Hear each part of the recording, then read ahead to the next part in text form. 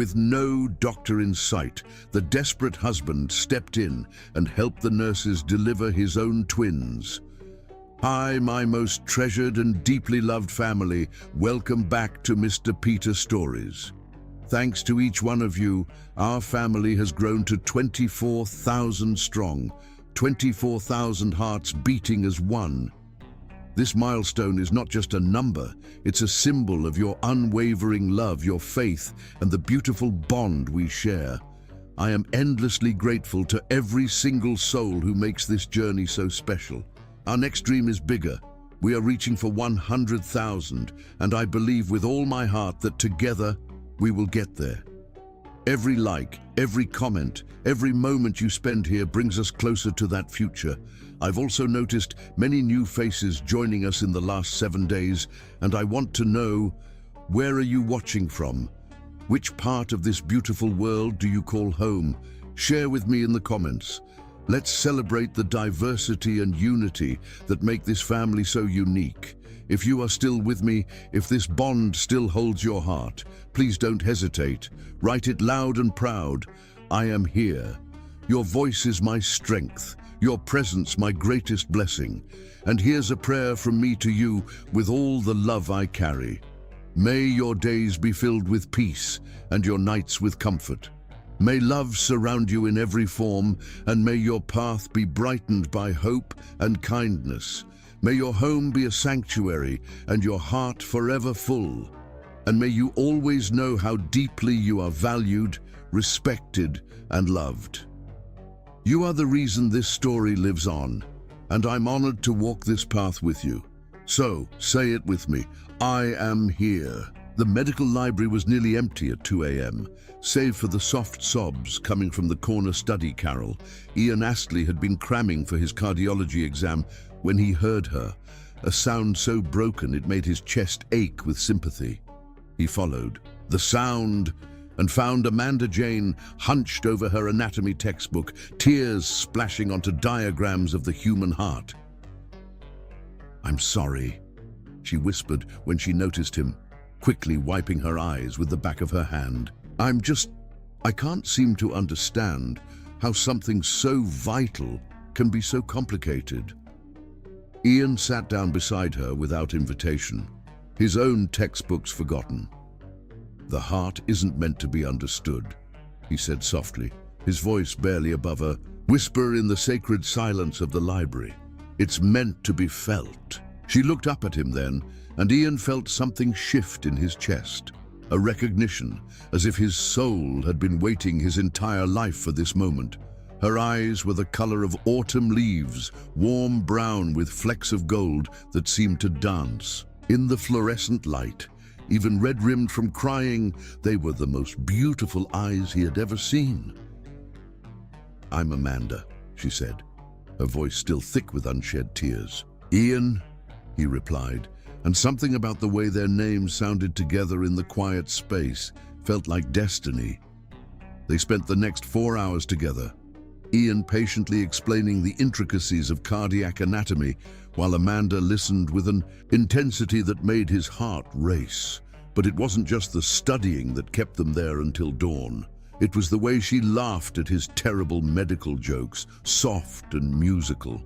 It was the way she unconsciously leaned closer when she was concentrating, her hair falling like a curtain between them and the rest of the world. It was the way she looked at him with such trust, as if she believed he could explain not just the mysteries of the human body, but the mysteries of the universe itself.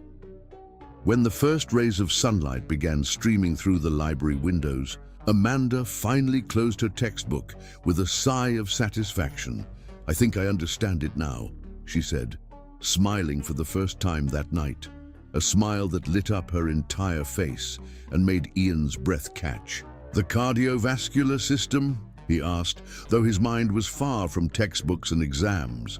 "No," she said, her cheeks flushing pink. "How something so complicated can feel so simple." That was the beginning of everything. Their courtship unfolded like a gentle symphony, each movement more beautiful than the last. Ian found himself looking forward to their study sessions with an anticipation that had nothing to do with medicine and everything to do with the way Amanda's presence made the world feel more vivid, more meaningful. She had a way of listening that made him feel like the most interesting person alive, and when she spoke about her dreams of becoming a pediatric nurse, about her love for old movies and rainy afternoons, Ian hung on every word as if she were reciting poetry. Their first official date was to a small cafe near campus where they talked for hours over coffee that grew cold as they lost themselves in conversation. Ian learned that Amanda grew up in a small town where everyone knew everyone, that she'd chosen nursing because she believed in the healing power of gentle hands and kind words. She learned that Ian came from a family of doctors, that he'd chosen medicine not for prestige, but because he wanted to save lives, to be someone's miracle when they needed it most. "You have healer's hands," Amanda told him that night as they walked slowly back to her dormitory, neither wanting the evening to end. She took his hand in hers, tracing the lines of his palm with her fingertip. "Strong, but gentle. I can tell." Ian felt electricity shoot up his arm at her touch. But more than that, he felt seen in a way he'd never experienced before. When he kissed her goodnight, a soft, tentative brush of lips that lasted only seconds but felt like forever, he knew with absolute certainty that he would love this woman for the rest of his life. The years that followed were a whirlwind of shared dreams and stolen moments between classes and clinical rotations. They studied together, supported each other through the grueling demands of medical school, celebrated each other's victories, and consoled each other through defeats. Ian fell more in love with Amanda every day, with her compassion for her patients, with the way she made everyone around her feel valued and understood, with the quiet strength that carried her through the hardest days. By their final year, they were inseparable. Ian's classmates joked that they were like two halves of the same person, but Ian knew it was deeper than that. Amanda didn't complete him. She made him want to be the best version of himself. She challenged him, inspired him, loved him with a fierce tenderness that took his breath away. The proposal came on a night when Amanda was sick with the flu, curled up in her apartment with tissues scattered around her like fallen snow. Ian showed up with soup and medicine, and when she protested that she looked terrible, he knelt beside her bed and pulled out a ring that had belonged to his grandmother. "You're beautiful when you're healthy, and you're beautiful when you're sick," he said, his voice shaking with emotion. "You're beautiful when you're happy and when you're sad, when you're confident and when you're scared. You're beautiful because you're you, Amanda Jane, and I want to spend the rest of my life loving every part of you." Through her fever and congestion, Amanda said yes with tears streaming down her face. Their wedding was small and perfect, held in the campus chapel where they'd spent so many quiet moments together. Amanda walked down the aisle in her grandmother's wedding dress, simple white lace that made her glow like an angel. When Ian saw her, he couldn't stop the tears that flowed down his cheeks. She was so beautiful, so radiant, so completely and utterly his. They wrote their own vows, promises that came from the deepest places in their hearts. Ian promised to love her through sickness and health, through triumph and struggle, through all the seasons of their lives together. Amanda promised to stand by his side, to believe in their dreams, to choose him every day for the rest of their days. "I love you," Ian whispered as they were pronounced husband and wife, "with every breath, every heartbeat, every fiber of my being." "And I love you," Amanda whispered back, "beyond words, beyond time, beyond anything I ever thought possible." Their first dance was to "At Last" by Etta James, and as they swayed together in the soft light of the reception hall, Ian felt like the luckiest man alive. He had found his person, his partner, his forever. Whatever challenges lay ahead, they would face them together. That night, in their modest honeymoon suite, as Amanda fell asleep in his arms, with her wedding ring catching the moonlight, Ian made a silent promise to the universe. He would protect this love, this woman, this life they were building together. Nothing and no one would ever come between them. He had no way of knowing how severely that promise would be tested in the years to come. But in that moment, with Amanda's gentle breathing against his chest and her hand resting over his heart, Ian Astley believed that love could conquer anything. And perhaps, in the end, he was right. Chapter 2. The Weight of Unspoken Dreams. 2 years into their marriage, Amanda Jane Astley had developed a ritual that Ian didn't know about.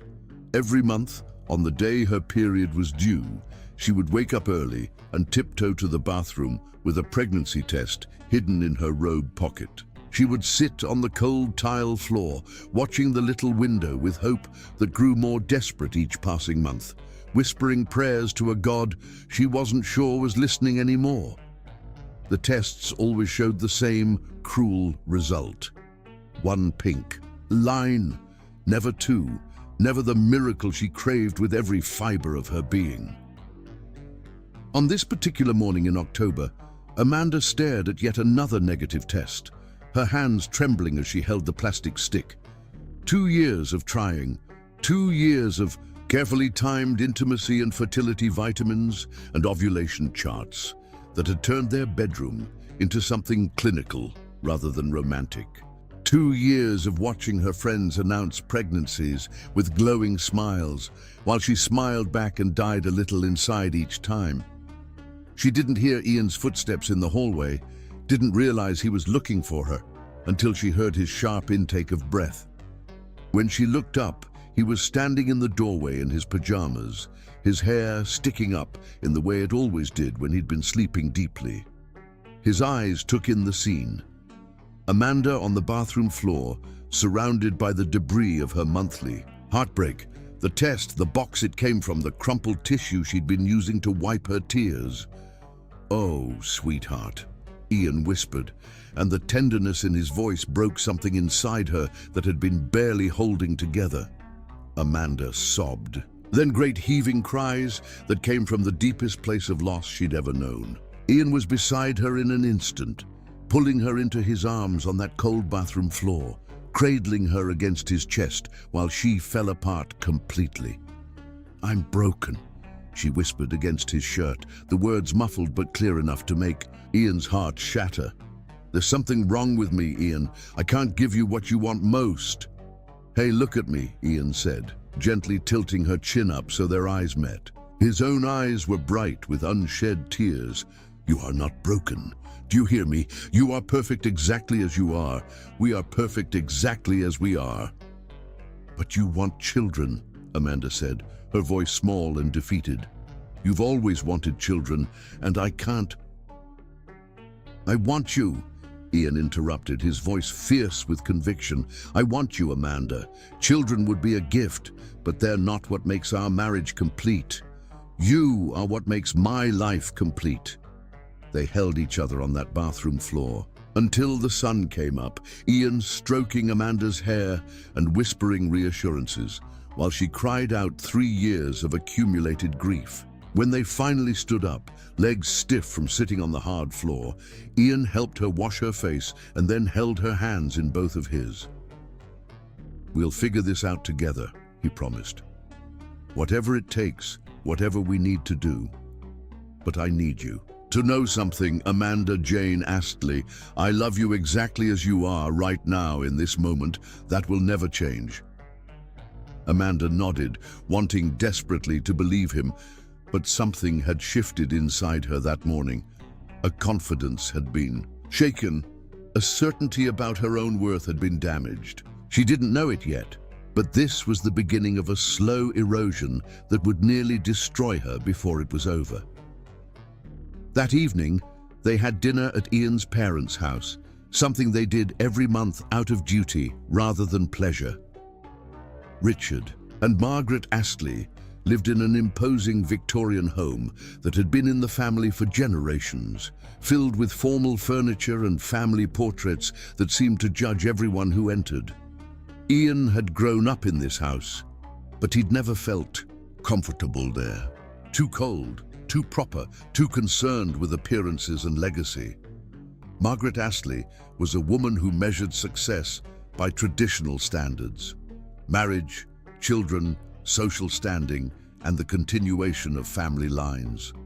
She'd married Richard straight, out of college, produced 3 children in quick succession, and spent the next 30 years orchestrating their lives like a conductor directing a symphony. Her youngest son's happiness mattered less to her than his productivity in terms of family expansion.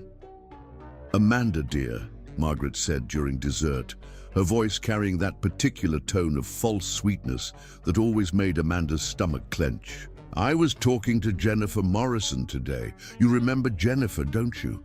She was in Ian's class in high school. Well, she just had her 3rd baby, a beautiful little boy to go with her 2 girls."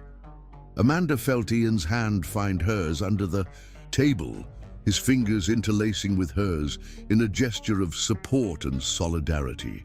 "That's wonderful for Jennifer," Amanda replied carefully, proud that her voice remained steady. "Yes, it is," Margaret continued, cutting her apple pie with surgical precision. "She and David started trying right after their wedding and boom, pregnant within 2 months. Some women just have that gift, I suppose. The ability to create. Life comes so naturally to them. The words hung in the air like poison gas, seemingly innocent, but carrying a payload of cruelty that hit Amanda directly in her most vulnerable place. Ian's grip on her hand tightened, and she could feel the tension radiating from him like heat. "Some couples prefer to wait," Ian said, his voice carefully controlled, but with an edge that anyone who knew him well would recognize as a warning. "They want to establish their careers, travel, enjoy being married before adding children to the mix." "Oh, certainly," Margaret agreed, but her eyes remained fixed on Amanda with a calculating look. "Though at Amanda's age, waiting too long can become problematic. A woman's fertility begins to decline significantly after 25, you know, and Amanda must be, 28 now?" 27, Amanda corrected quietly, feeling heat rise in her cheeks. "Still," Margaret said with a dismissive wave of her hand, "the clock does tick rather loudly, doesn't it? Especially when there are family expectations to consider. The Astley name has been carried forward for 7 generations. It would be such a shame to see that legacy end." Richard, who had been silent through most of the meal, nodded in agreement. "Your grandfather would roll over in his grave if he thought the family line might die out with you, son. He always said a man's greatest accomplishment isn't what he achieves in his career, but what he leaves behind in his children."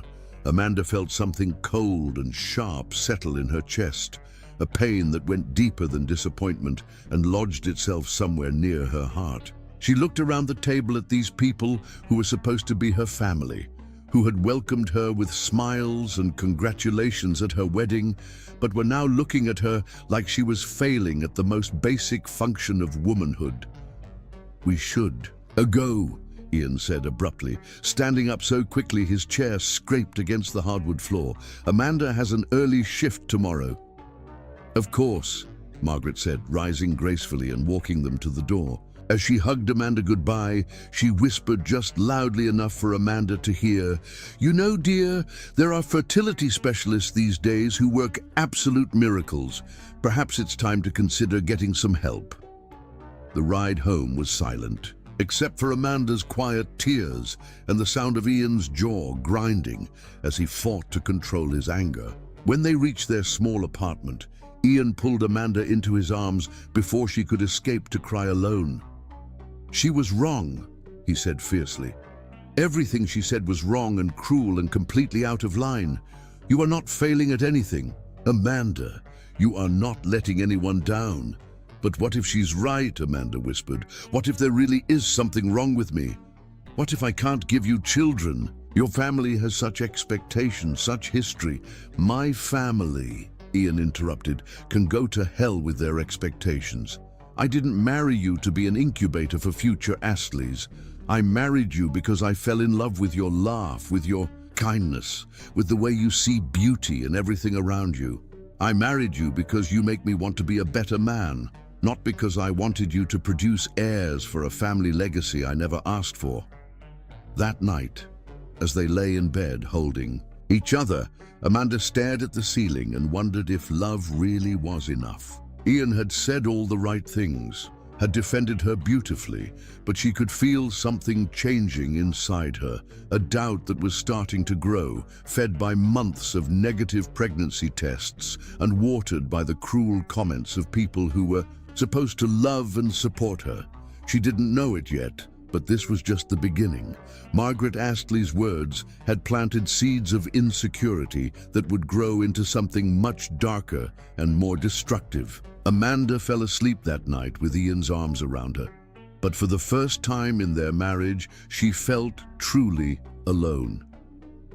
Outside their bedroom window, October rain began to fall, and Amanda couldn't help but think it sounded like tears. Chapter 3. Silent Prayers and Shattered Hope. Years 3 through 6 of their marriage became a blur of doctor's appointments, medical tests, and hope that died a little more each month. Amanda's bedside table had transformed into a pharmacy of fertility, vitamins, ovulation predictors, and temperature charts that tracked her cycle with scientific precision. What had once been spontaneous and passionate between them became scheduled and clinical, their love life dictated by optimal conception windows and hormone levels. The first fertility specialist was Dr. Helena Rodriguez, a kind woman with gentle hands and eyes that had seen too much heartbreak. She ran Amanda through a battery of tests that left her feeling exposed and broken down into component parts: tubes, ovaries, hormone levels, egg quality. Everything came back normal, which should have been reassuring but somehow felt worse. If nothing was wrong, why wasn't it working? Sometimes, Dr. Rodriguez said during one of their appointments, her voice soft with practiced compassion, fertility is simply a matter of timing and patience. You're both young and healthy. Keep trying and try not to stress about it. Stress can actually interfere with conception. Don't stress. Amanda wanted to laugh at the impossibility of that advice. How could she not stress when every month felt like a personal failure? How could she not stress when Ian's mother called weekly to ask about progress, and when well-meaning friends offered unsolicited advice about relaxation techniques and vacation plans that had supposedly worked for their cousin's neighbors? Sister? Ian tried his best to be supportive, accompanying her to every appointment and holding her hand through every test. But Amanda could see the strain wearing on him too. She watched him grow quieter after each negative pregnancy test, saw the way his shoulders slumped slightly when another month passed without success. He never blamed her, never made her feel guilty, but she could sense his disappointment even when he tried to hide it behind reassuring smiles and gentle words. Maybe we should take a break from trying, Ian suggested one evening after Amanda had spent the day crying because her period had started again. They were sitting on their couch, Amanda curled against his side with a heating pad pressed to her cramping abdomen. A break? Amanda lifted her head to look at him, confusion and panic flashing across her face. But Dr. Rodriguez said, "I know what she said," Ian interrupted gently. "But look at us, sweetheart. Look at what this is doing to you, to us. You're miserable, and I hate seeing you in pain every single month." "I'm not miserable," Amanda protested, even though they both knew it was a lie. She was miserable. She was consumed by an aching emptiness that grew larger every month, a grief for children who didn't exist, but felt as real as the baby clothes she'd bought and hidden in the back of their closet. "When was the last time we made love just because we wanted to?"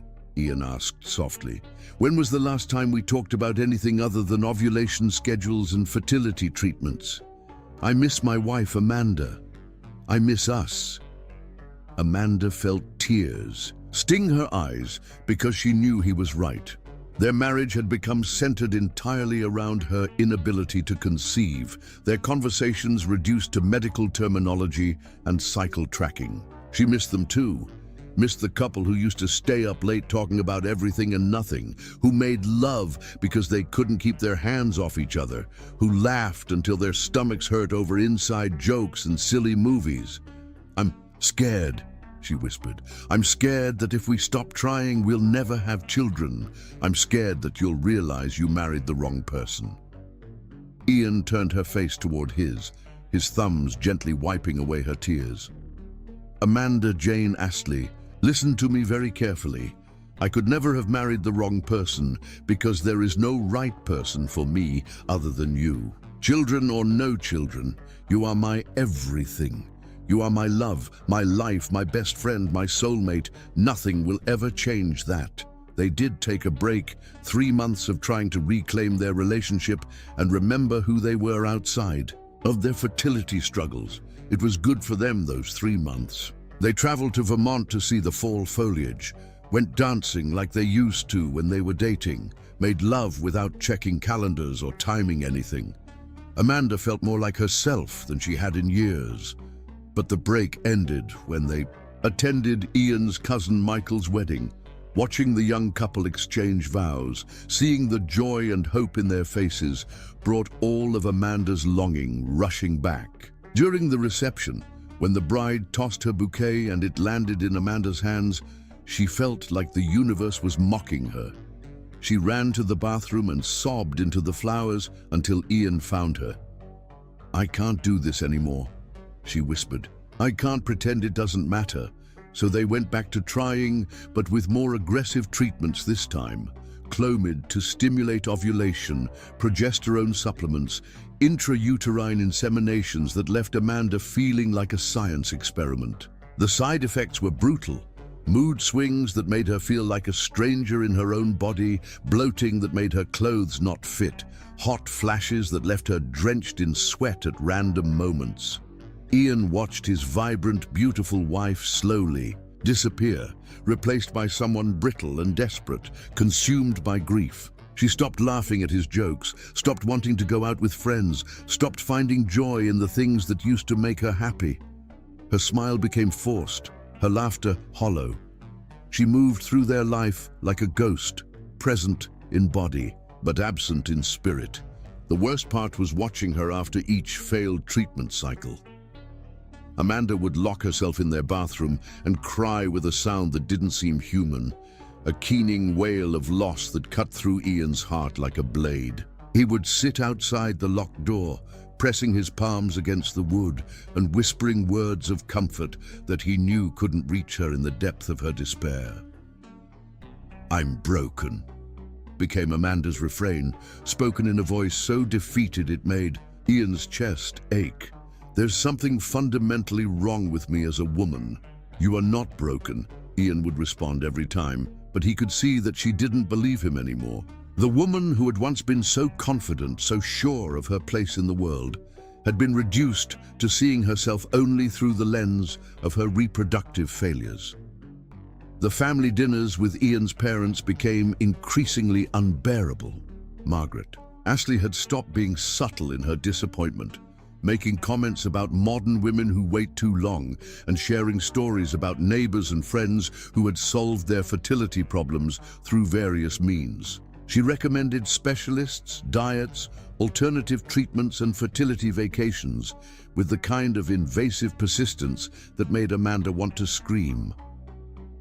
"Perhaps," Margaret suggested during one particularly torturous dinner, "you should consider that God is trying to tell you something. Maybe motherhood simply isn't in your cards, Amanda.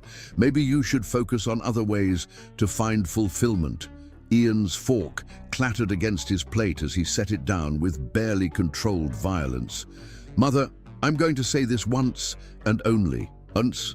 Amanda's fertility is not a topic of conversation for this family. Her worth as a woman and as my wife is not determined by her ability to have children. And if you ever speak to her like that again, we won't be coming back." Ian, his father warned, but Ian was already standing, helping Amanda up from her chair. "We're leaving," Ian announced, "and we won't be back until you can treat my wife with the respect she deserves." That night, Amanda cried herself to sleep in Ian's arms while he stared at the ceiling and felt helpless rage consume him. He was watching the woman he loved more than life itself slowly dying inside, and there was nothing he could do to stop it. All his medical training, all his knowledge about the human body, and he couldn't fix the one thing that mattered most. By their 7th wedding anniversary, Amanda had become a shadow of the woman she used to be. She still went through the motions of their life, working her nursing shifts, maintaining their home, being affectionate with Ian. But something essential had been extinguished inside her. She existed in a state of functional depression, managing to appear normal on the surface while drowning in an ocean of grief beneath. Ian found her one evening sitting in the nursery they had hopefully prepared years earlier, surrounded by tiny clothes and stuffed animals that had never been used. She was holding a pair of yellow baby booties, tears streaming silently down her face. "We should get rid of all this," she said without looking up. "It's torture keeping it here. These things will never be used." "Amanda," Ian started, but she cut him off. "I know what you're going to say. You're going to tell me not to give up hope, that miracles happen, that we just need to keep trying. But I'm tired, Ian. I'm so tired of hoping and being disappointed. I'm tired of being poked and prodded and medicated. I'm tired of feeling like a failure every month. I'm tired of being broken." Ian knelt beside her on the nursery floor, taking the tiny booties from her hands and setting them aside. Then he pulled her into his arms, holding her while she sobbed against his chest. "You are not broken," he whispered into her hair. The words he had spoken 1,000 times before, but meant with every fiber of his being. "You are the strongest, most beautiful, most perfect woman I have ever known. And whatever happens, whatever the future holds, I will love you through all of it." But as Ian held his shattered wife in that empty nursery, surrounded by the remnants of dreams that might never come true, he wondered if love would really be enough to put her back together again. The woman he had married was disappearing a little more each day, and he didn't know how to save her from the darkness that was consuming her from the inside out. Outside, rain began to fall against the nursery windows, and Amanda closed her eyes and wished she could disappear into the sound of it. She was drowning in her own life, and she didn't know how to find her way back to the surface. Chapter 4. The First Cut. The baby shower invitation arrived on a Tuesday morning in March, embossed with silver teddy bears and tied with a pale pink ribbon. Amanda stared at it for a long moment, her coffee growing cold in her hands, before setting it aside with the careful movements of someone handling broken glass. "Whose shower?" Ian asked, glancing over from where he was reading the newspaper at their small kitchen table. "Your cousin Sarah's," Amanda replied, her voice deliberately neutral. "The one who got married last summer." Ian winced slightly. Sarah was barely 23, had been married for 8 months, and was already 6 months pregnant with what everyone kept calling a honeymoon baby. The irony wasn't lost on either of them, that someone could achieve in 2 months what they had been trying to accomplish for 7 years. "We don't have to go," Ian said gently, reaching across the table to take Amanda's hand. "I can call and say we have other plans." "No," Amanda said, squaring her shoulders in the way she did when she was preparing to endure something painful. "She's family. We should go." Ian studied his wife's face, noting the way her jaw was set with determination, and how her eyes had already started to build walls against the hurt she knew was coming. Amanda had become an expert at bracing herself for emotional impact, and it broke his heart every time he saw her do it. The shower was held at Margaret Astley's house, because of course it was. Margaret loved any opportunity to showcase her family's prosperity and her own skills as a hostess. When Ian and Amanda arrived, the house was already filled with women cooing over tiny clothes and sharing birth stories that made Amanda's stomach clench with longing. "Amanda, darling." Margaret swept toward them with the kind of smile that never quite reached her eyes. "How lovely that you could make it. Sarah will be so pleased."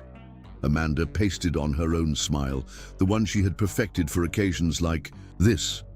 "Congratulations to Sarah. She looks radiant, doesn't she?"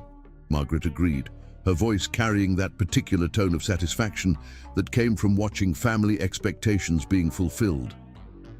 Pregnancy suits her so well. Some women just seem to bloom when they're carrying a child. The barb was subtle but perfectly aimed, and Amanda felt it hit its mark with surgical precision. Ian's hand tightened on her back, a silent gesture of support that she appreciated even as she wondered how many more of these little cuts she could endure. The shower games were torture. Amanda endured guessing games about baby food flavors and measuring Sarah's belly with ribbon while forcing smiles at appropriate moments. She watched Sarah open gift after gift, tiny onesies and soft blankets, and all the things Amanda had secretly bought and hidden away over the years, hoping that someday she would have her own reason to unwrap them. During the gift opening, Sarah held up a particularly beautiful hand-knitted baby blanket in soft yellow wool. "Oh, this is gorgeous!" Sarah exclaimed. "Who made this?" "That would be Amanda," Margaret announced, her voice carrying across the room. "She's been knitting baby things for years. Such a shame they're all going to gifts instead of..." She let the sentence trail off with a meaningful look that made several women in the room shift uncomfortably. Amanda felt heat flood her cheeks as 20 pairs of eyes turned toward her with expressions ranging from sympathy to curiosity to barely concealed pity. She wanted to disappear, to melt into the expensive upholstery of Margaret's antique sofa and cease to exist. "It's beautiful work," Sarah said quickly, clearly sensing the tension in the room. "Thank you so much, Amanda." "You're welcome," Amanda managed, her voice sounding strange and distant in her own ears. The real blow came during Cake and Punch when Amanda excused herself to use the restroom. She was washing her hands when Margaret's sister, Aunt Claire, entered the powder room behind her. Claire had always been the more direct of the Astley women, never one to coat her cruelty in politeness.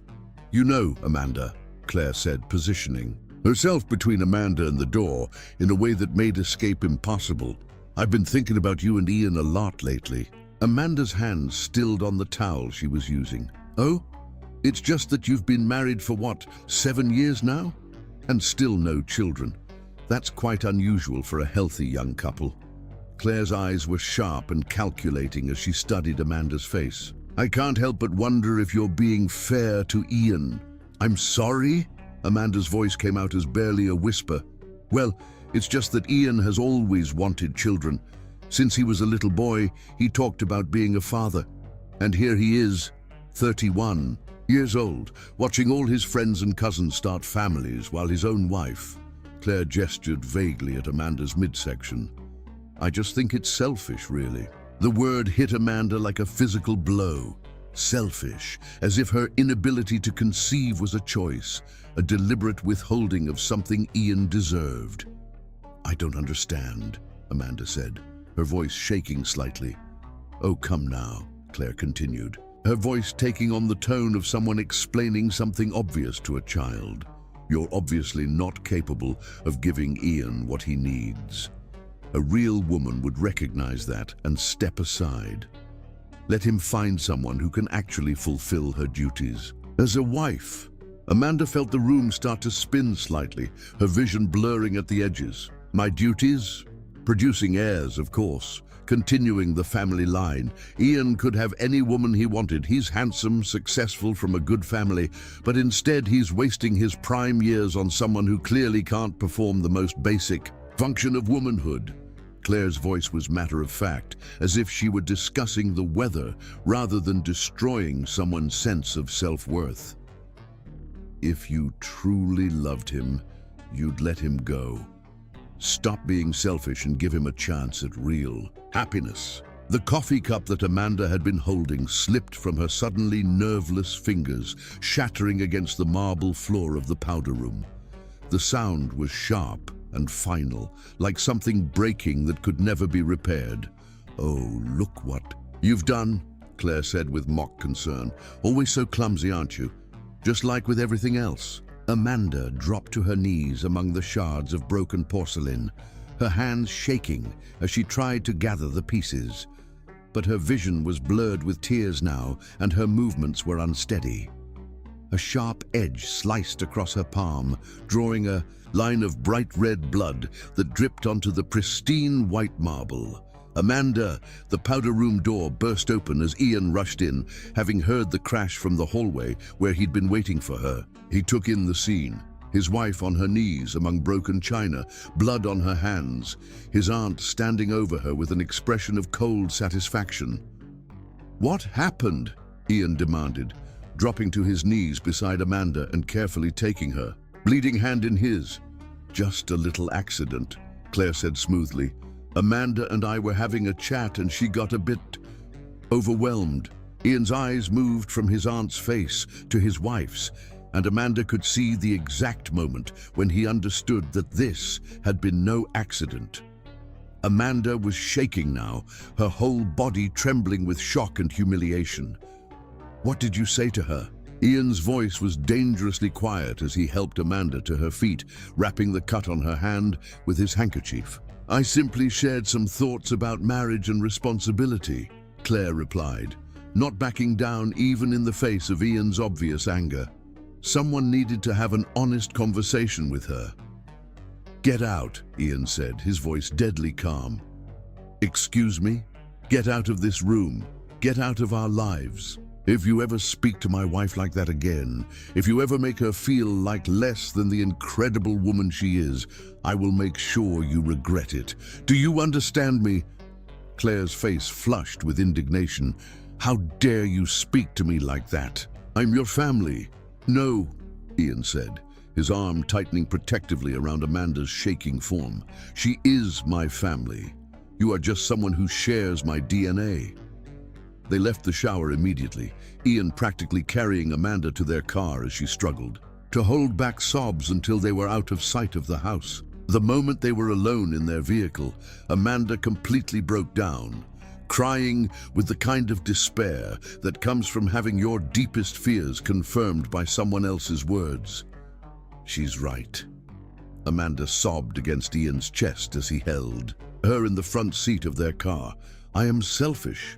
I'm keeping you from having the life you want. You could be happy with someone else, someone who could give you children." "Stop!" Ian said fiercely, his own voice thick with emotion. "Stop saying that. Claire is a bitter, cruel woman who has no right to judge anyone. What she said to you is unforgivable. But what if she's right? What if I am being selfish by staying with you when I can't give you what you need?" Ian pulled back to look at Amanda's face, his hands gently framing her tear-stained cheeks. "Amanda Jane Astley, look at me. What I need is you. What I want is you. Children would be wonderful, but they are not more important than you. They are not worth losing you. Nothing is worth losing you. But your family, my family," Ian interrupted, his voice hard with anger, "can go to hell, every single one of them. If they can't see what an incredible, valuable, worthy person you are, then they don't deserve to be part of our lives." That night, Ian held Amanda while she cried herself to sleep, her body shaking with sobs that seemed to come from the very core of her being. When she finally quieted, her breathing deep and even with exhaustion, Ian stared at the ceiling and felt something cold and hard settle in his chest. For 7 years, he had tried to maintain relationships with his family while protecting Amanda from their cruelty. He had made excuses for their behavior, had tried to shield her from the worst of their comments, had believed that eventually they would come around and accept her as she was. But watching his aunt tear down the woman he loved, seeing Amanda's spirit break a little more, Ian realized that some lines once crossed could never be uncrossed. Some words, once spoken, revealed truths about people that couldn't be ignored. His family had chosen to see Amanda as a failure rather than a person. They had decided that her worth was tied to her reproductive capacity rather than her character, her kindness, her intelligence, her love. They had looked at the woman who made Ian's life complete and found her lacking.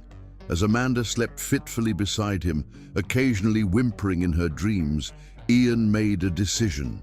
He couldn't control his family's cruelty, but he could control their access to it.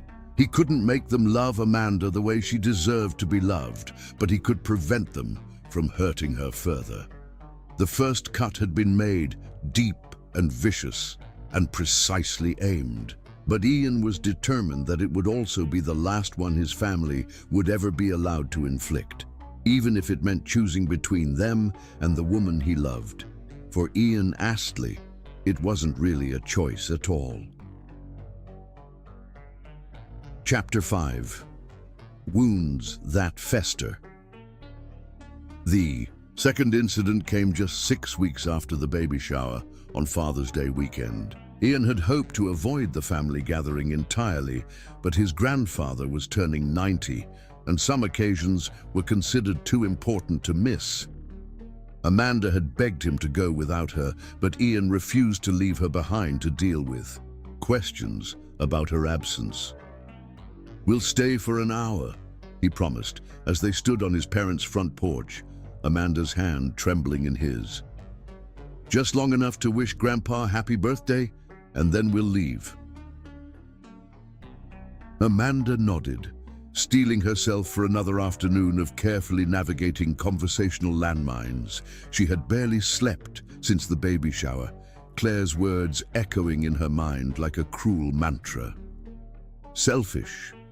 Can't perform the most basic, a function of womanhood. Let him find someone who can actually fulfill her duties. The party was in full swing when they arrived, the backyard filled with multiple generations of Astleys and their friends. Children ran around with cake-sticky fingers while their parents watched indulgently, and Amanda felt that familiar stab of longing mixed with pain as she observed the domestic bliss she seemed destined never to experience. Ian's grandfather, Albert Astley, was holding court in his wheelchair near the garden, regaling anyone who would listen with stories from his youth. At 90, he was still sharp as a tack, with steel grey eyes that missed nothing and a tongue that could cut glass when he chose to use it. "Ian, my boy," Albert called out when he spotted them approaching. "Come here and bring that pretty wife of yours." Amanda forced a smile as they approached, Ian's hand warm and reassuring on the small of her back. Albert had always been polite to her, if somewhat distant, but she had learned not to trust the superficial kindness of Ian's family members. "Happy birthday, Grandpa," Ian said, leaning down to embrace the older man. 90 years young. 90 years of living, loving, and leaving a legacy, Albert corrected, with a meaningful look. "Speaking of which, when am I going to get some great-grandchildren to spoil? I'm not getting any younger, you know." The question hit Amanda like a physical blow, even though she should have expected it. Ian's jaw tightened beside her. "We're working on it, Grandpa," Ian said diplomatically, but Albert wasn't satisfied with diplomatic answers. "Working on it?" The old man's eyebrows rose. "Son, you've been married for 7 years. How much work does it take? Back in my day, couples didn't work on it. They just did it." Laughter rippled through the group of relatives who had gathered around to listen, and Amanda felt heat flood her cheeks. She wanted to disappear, to melt into the manicured lawn, and never have to face another conversation about her failures as a woman. "Times are different now," Ian said, his voice taking on an edge that those who knew him well would recognize as a warning. "Different," Albert scoffed. "A man needs sons to carry on his name, grandsons to teach his values to, great-grandsons to ensure his legacy endures. That's not different, that's fundamental. That's what separates a real marriage from just playing house." "Grandpa," Ian started, but Albert was on a roll now, his voice growing stronger and more commanding. I built this family from nothing, Albert continued, his eyes fixed on Amanda with an intensity that made her want to shrink away. Worked my fingers to the bone to give my children and grandchildren opportunities I never had. And for what? So the family name could die out because my grandson married a woman who can't. That's enough. Ian's voice cut through the air like a blade, sharp and cold and absolutely final. That's more than enough. Is it? Albert's eyes glittered with challenge. Because from where I sit, it looks like you've wasted the best years of your life on someone who can't fulfill the most basic expectation of marriage. A barren woman is a curse on any man's house, Ian. The sooner you accept that, the sooner you can fix this mistake. The word barren hung in the air like a toxic cloud, and Amanda felt something inside her chest simply stop working. She couldn't breathe, couldn't think, couldn't do anything except stand there and absorb the cruelty of being reduced to livestock that had failed to breed. "We're leaving," Ian said, his voice deadly quiet as he moved to Amanda's side. "And we won't be coming back. Running away won't change the truth, boy," Albert called after them as Ian guided Amanda toward the house. "Some women just aren't meant to be mothers. The kindest thing you could do is set her free to find someone more suited to her limitations." Amanda made it to their car before she started vomiting, her body rejecting not just Albert's words, but the entire situation. Ian held her hair back and rubbed her shoulders while she was sick on the pristine driveway of his childhood home, her sobs echoing off the expensive cars parked around them. "I'm sorry," she gasped between heaves. "I'm so sorry, Ian. He's right. Your grandfather is right. I am a curse on your house. He's a bitter old man who thinks women exist only to produce heirs," Ian said fiercely. "He's wrong about you, wrong about marriage, wrong about everything that matters." But Amanda had stopped listening. Albert's words had joined Claire's in the chorus of voices in her head, the ones that told her she was less than broken, failing at the most fundamental level of womanhood. The third incident came just 2 months later, and it was perhaps the most calculated and cruel of all. Ian's sister Elizabeth had called to invite them to dinner at an upscale restaurant downtown, claiming she wanted to clear the air after the birthday party disaster. Against Amanda's better judgment, Ian had convinced her to give Elizabeth a chance. They arrived at the restaurant to find Elizabeth already seated at a table for 4, her perfectly coiffed blonde hair gleaming under the soft lighting. But she wasn't alone. "Ian, Amanda!" Elizabeth stood to greet them with the kind of bright smile that immediately put Amanda on alert. "I hope you don't mind, but I brought along my friend Sarah Wellington. I thought it would be nice for us all to get acquainted." Sarah Wellington was everything Amanda was not. Tall, willowy, with the kind of effortless beauty that came from good genes and expensive maintenance. She was also, as Elizabeth made sure to mention within the first 5 minutes, a recently divorced pediatric surgeon with 2 adorable children from her previous marriage. "Sarah is just getting back into the dating scene," Elizabeth said with false casualness as they settled into their seats. "She's been so focused on her career and raising her little ones that she hasn't had time for romance. But now that she's established herself professionally, she's ready to find the right man to settle down with again." Ian's face had gone stone cold as he realized what was happening.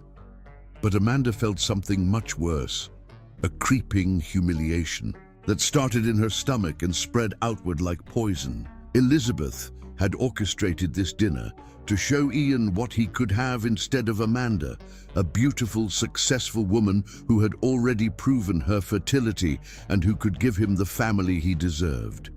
"Sarah has such interesting stories about her work," Elizabeth continued, clearly prepared to spend the entire evening highlighting Sarah's accomplishments. "Tell them about that surgery you performed last week, the one where you saved that little boy's life." Elizabeth, to her credit, looked increasingly uncomfortable as the dinner progressed and her agenda became obvious. Ian's father, Richard, remained silent, occasionally shooting disapproving glances at his daughter's obvious matchmaking attempt. But the damage was being done with surgical precision. Every story about Sarah's children, every mention of her successful career, every comment about her eligibility was another knife in Amanda's already wounded heart. "Elizabeth," Ian said finally, his voice tight with barely controlled anger, "what exactly is the point of this dinner?" "I just thought you should know what options are available to you," Elizabeth replied with feigned innocence. "Sarah is exactly the kind of woman who would be perfect for someone like you, accomplished, proven, ready to build a real family." "I already have a wife," Ian said coldly. "Do you?" Elizabeth's mask slipped slightly, revealing the cruelty beneath. "Because it seems to me like what you have is a roommate who can't give you children. That's not a wife, Ian. That's a burden." Amanda stood up so quickly that her chair fell backward, clattering against the floor of the restaurant. She couldn't speak, couldn't breathe, couldn't do anything except run. She heard Ian calling her name behind her, heard the scrape of his chair as he followed.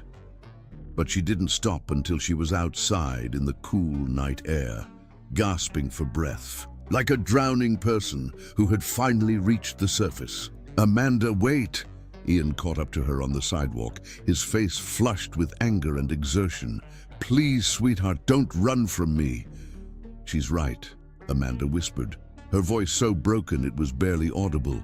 "Your sister is right. I am a burden.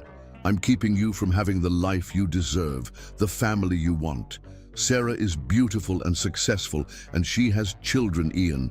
She could give you everything I can't." "I don't want Sarah," Ian said desperately, reaching for Amanda's hands. "I don't want anyone else. I want you. I will always want you." "But why?" Amanda's voice cracked with anguish. "Why would you choose someone broken when you could have someone whole? Why would you settle for someone who can't give you children when there are women like Sarah who can?" Ian felt his heart shatter as he looked at his wife, really looked at her. The vibrant, confident woman he had married was gone, replaced by someone who had been so broken down by his family's cruelty that she couldn't see her own worth anymore. Amanda had been systematically destroyed, piece by piece, until she truly believed that her only value lay in her ability to produce children. "Because I don't love your uterus, Amanda," Ian said, his voice raw with emotion. "I love you. I love your laugh, your kindness, your strength, your intelligence, your compassion. I love the way you care for your patients, the way you worry about stray cats, the way you cry during sad movies. I love your terrible cooking and your beautiful singing voice and the way you scrunch up your nose when you're concentrating. I love 1,000 things about you that have nothing to do with whether or not you can have children." But Amanda was shaking her head, tears streaming down her face. "That's not enough though, is it? Love isn't enough if I can't give you what you need." "You are what I need," Ian insisted, but he could see that his words weren't reaching her. The damage had been done, and Amanda was drowning in self-doubt and worthlessness. That night, Amanda lay in their bed staring at the ceiling while Ian slept fitfully beside her. 3 incidents in 3 months, each one more devastating than the last. Each one had chipped away at her sense of self until she felt like a hollow shell of the woman she used to be. Selfish, barren, a burden. The words circled in her mind like vultures, feeding on what was left of her self-esteem. Ian's family had succeeded in their campaign to destroy her confidence, to make her believe that she was standing in the way of his happiness. As she watched Ian sleep, Amanda found herself wondering if they were right. Maybe the kindest thing she could do was let him go. Maybe love really wasn't enough when it came with so much pain and disappointment. Outside their bedroom window, storm clouds were gathering. and Amanda couldn't help but think that something was coming. Something that would force them both to confront the question of whether their love was strong enough to survive the wreckage that Ian's family had made of their marriage. She closed her eyes and tried to sleep, but all she could hear was the sound of approaching thunder and the echo of cruel words that had taken root in her heart, like weeds, choking out everything else until only pain remained. Chapter 6. The Breaking Point. The fourth incident came on their 7th wedding anniversary, a date that should have been sacred, protected from the outside world and its cruelties. Amanda had spent the morning preparing Ian's favorite dinner, attempting to recreate the meal they'd shared on their first date 7 years earlier. She wanted to give him something beautiful to remember, something that showed him how much she treasured their life together, even as she felt herself drowning in the undertow of her own perceived failures. Ian was at the hospital, covering an emergency surgery that had run longer than expected. He had called twice to apologize, promising to be home by 7 with flowers and champagne to celebrate properly. Amanda had assured him it was fine, that dinner could wait, that the most important thing was that they would be together. She was just pulling the roast from the oven, her face flushed from the heat and her hair escaping from its ponytail, when the doorbell rang. For a moment, her heart lifted. Perhaps Ian had finished early and forgotten his keys in his rush to get home. But when she opened the door, she found Margaret Astley standing on her doorstep like an elegantly dressed harbinger of doom. "Margaret," Amanda said, her voice immediately guarded. "Ian isn't home yet. He's at the hospital." "I know exactly where my son is," Margaret replied, her tone crisp and businesslike. "I'm here to see you, Amanda. We need to have a conversation." Every instinct Amanda possessed screamed at her to close the door, to refuse this woman entry into the home she and Ian had built together. But years of training in politeness and deference to elders made her step aside, even as her stomach clenched with dread. Margaret entered their modest apartment with the kind of critical eye that catalogued every imperfection, every sign of their middle-class lifestyle that fell short of Astley standards. She settled herself on their second-hand sofa as if she were granting it the honor of her presence. "Please, sit down, Amanda," Margaret said, gesturing to the chair across from her as if she were the hostess in her own home. "What I have to say will be easier if you're seated." Amanda remained standing, her hands clasped tightly in front of her. "What did you want to discuss?" Margaret's lips curved in what might have been called a smile, if it had contained any warmth whatsoever.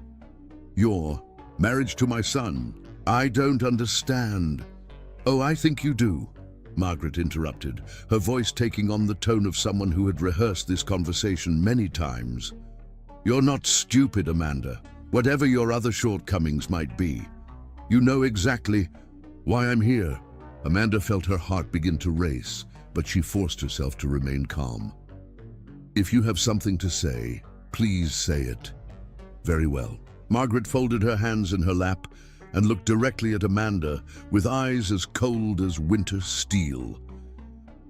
"It's been 7 years, Amanda. 7 years of marriage without a single pregnancy, not even a miscarriage to give us hope that you might eventually succeed. 7 years of watching my son waste his prime reproductive years on a woman who clearly cannot fulfill the most basic requirement of a wife." "That's not," Amanda started, but Margaret held up a hand for silence. "Not finished. 7 years of making excuses for you at family gatherings, of watching my son's face grow more strained with each passing year, of seeing him sacrifice his dreams of fatherhood for your inability to conceive. 7 years of pretending that this arrangement is sustainable." Amanda's legs suddenly felt weak, but she refused to sit down, refused to give Margaret the satisfaction of seeing her collapse. "Ian and I love each other. Our marriage is about more than just having children. Love." Margaret spoke the word like it tasted bitter. How romantically naive. Love doesn't build legacies, Amanda. Love doesn't carry on family names or inherit fortunes. Love doesn't give a man the sons he needs to continue his bloodline. Ian doesn't care about bloodlines, Amanda said, but her voice sounded uncertain even to her own ears. Doesn't he? Margaret's eyebrows rose with mock surprise. Are you so sure about that? Because I've seen the way he looks at his friends' children, the way his face changes when he holds his cousin's babies. I've watched my son pretend that he doesn't want children, but I've also seen the truth in his eyes when he thinks no one is looking. The words hit Amanda like physical blows, each one precisely aimed at her deepest insecurities. She thought of all the times Ian had held other people's babies, the wistful expression she'd caught on his face when he thought she wasn't watching, the way he'd grown quieter over the years when surrounded by families with children. You've noticed it too, haven't you? Margaret continued, her voice softly venomous. The way he's changed, the way the light has dimmed in his eyes, the way he goes through the motions of happiness while his real dreams slip further and further away. Stop, Amanda whispered, but Margaret was relentless. You know what the cruelest part is? Ian is such a good man, so loyal, so honorable that he'll never leave you. He'll never admit that you've failed him because he loves you too much to hurt you. He'll sacrifice his own happiness, his own fulfillment, his own future for your feelings. And you'll let him do it, won't you? You'll let him waste his entire life on you because you're too selfish to let him go. That's not true, Amanda said. But the words came out as barely a whisper, isn't it? Margaret leaned forward, her eyes glittering with cold calculation. Tell me, Amanda, when was the last time Ian talked about the future? When was the last time he made plans that extended beyond the next year? When was the last time you saw him truly, genuinely happy? Amanda's mind raced, trying to remember, but she came up empty. When had Ian stopped talking about their someday house with the big backyard? When had he stopped mentioning retirement plans or discussing what they'd do when they were old? When had their conversations become limited to work and daily logistics instead of dreams and possibilities? You've realized it now, haven't you? Margaret's voice was almost gentle, which made it infinitely more cruel. You've realized that you're not just failing to give him children, you're stealing his future. Every year that passes makes it less likely that he'll ever have the family he wants, even if he does eventually come to his senses and leave you. Ian chose me, Amanda said desperately. He married me knowing that children might not happen. He married you when you were young and hopeful, when pregnancy seemed like an eventual certainty rather than an impossibility. He married you before 8 years of failure proved what you really are. And what am I? Amanda asked, even though she dreaded the answer. Margaret stood up slowly, smoothing down her expensive skirt with practiced elegance. When she spoke, her voice was matter-of-fact, as if she were discussing the weather rather than destroying someone's life. You're a woman who has failed at the most fundamental level. You cannot perform the basic function that nature designed. You cannot give your husband children, cannot give his parents grandchildren, cannot give the family the heirs we need to continue our legacy. You are, quite simply, defective. The word defective hit Amanda like a physical blow, and she actually staggered backward. Margaret continued as if she hadn't noticed. But more than that, you're selfish. You know Ian wants children, has always wanted children, and yet you continue to cling to him, continue to deny him the chance to find someone who can actually fulfill his needs. You're destroying him slowly, day by day, and you're too self-centered to see it. Ian loves me, Amanda said, but the words sounded hollow now, unconvincing. Ian thinks he loves you, Margaret corrected. But love built on lies and false hope isn't real love, is it? It's pity, it's obligation. It's a good man trapped by his own decency. Amanda felt her knees give way, and she sank into the chair she had refused earlier.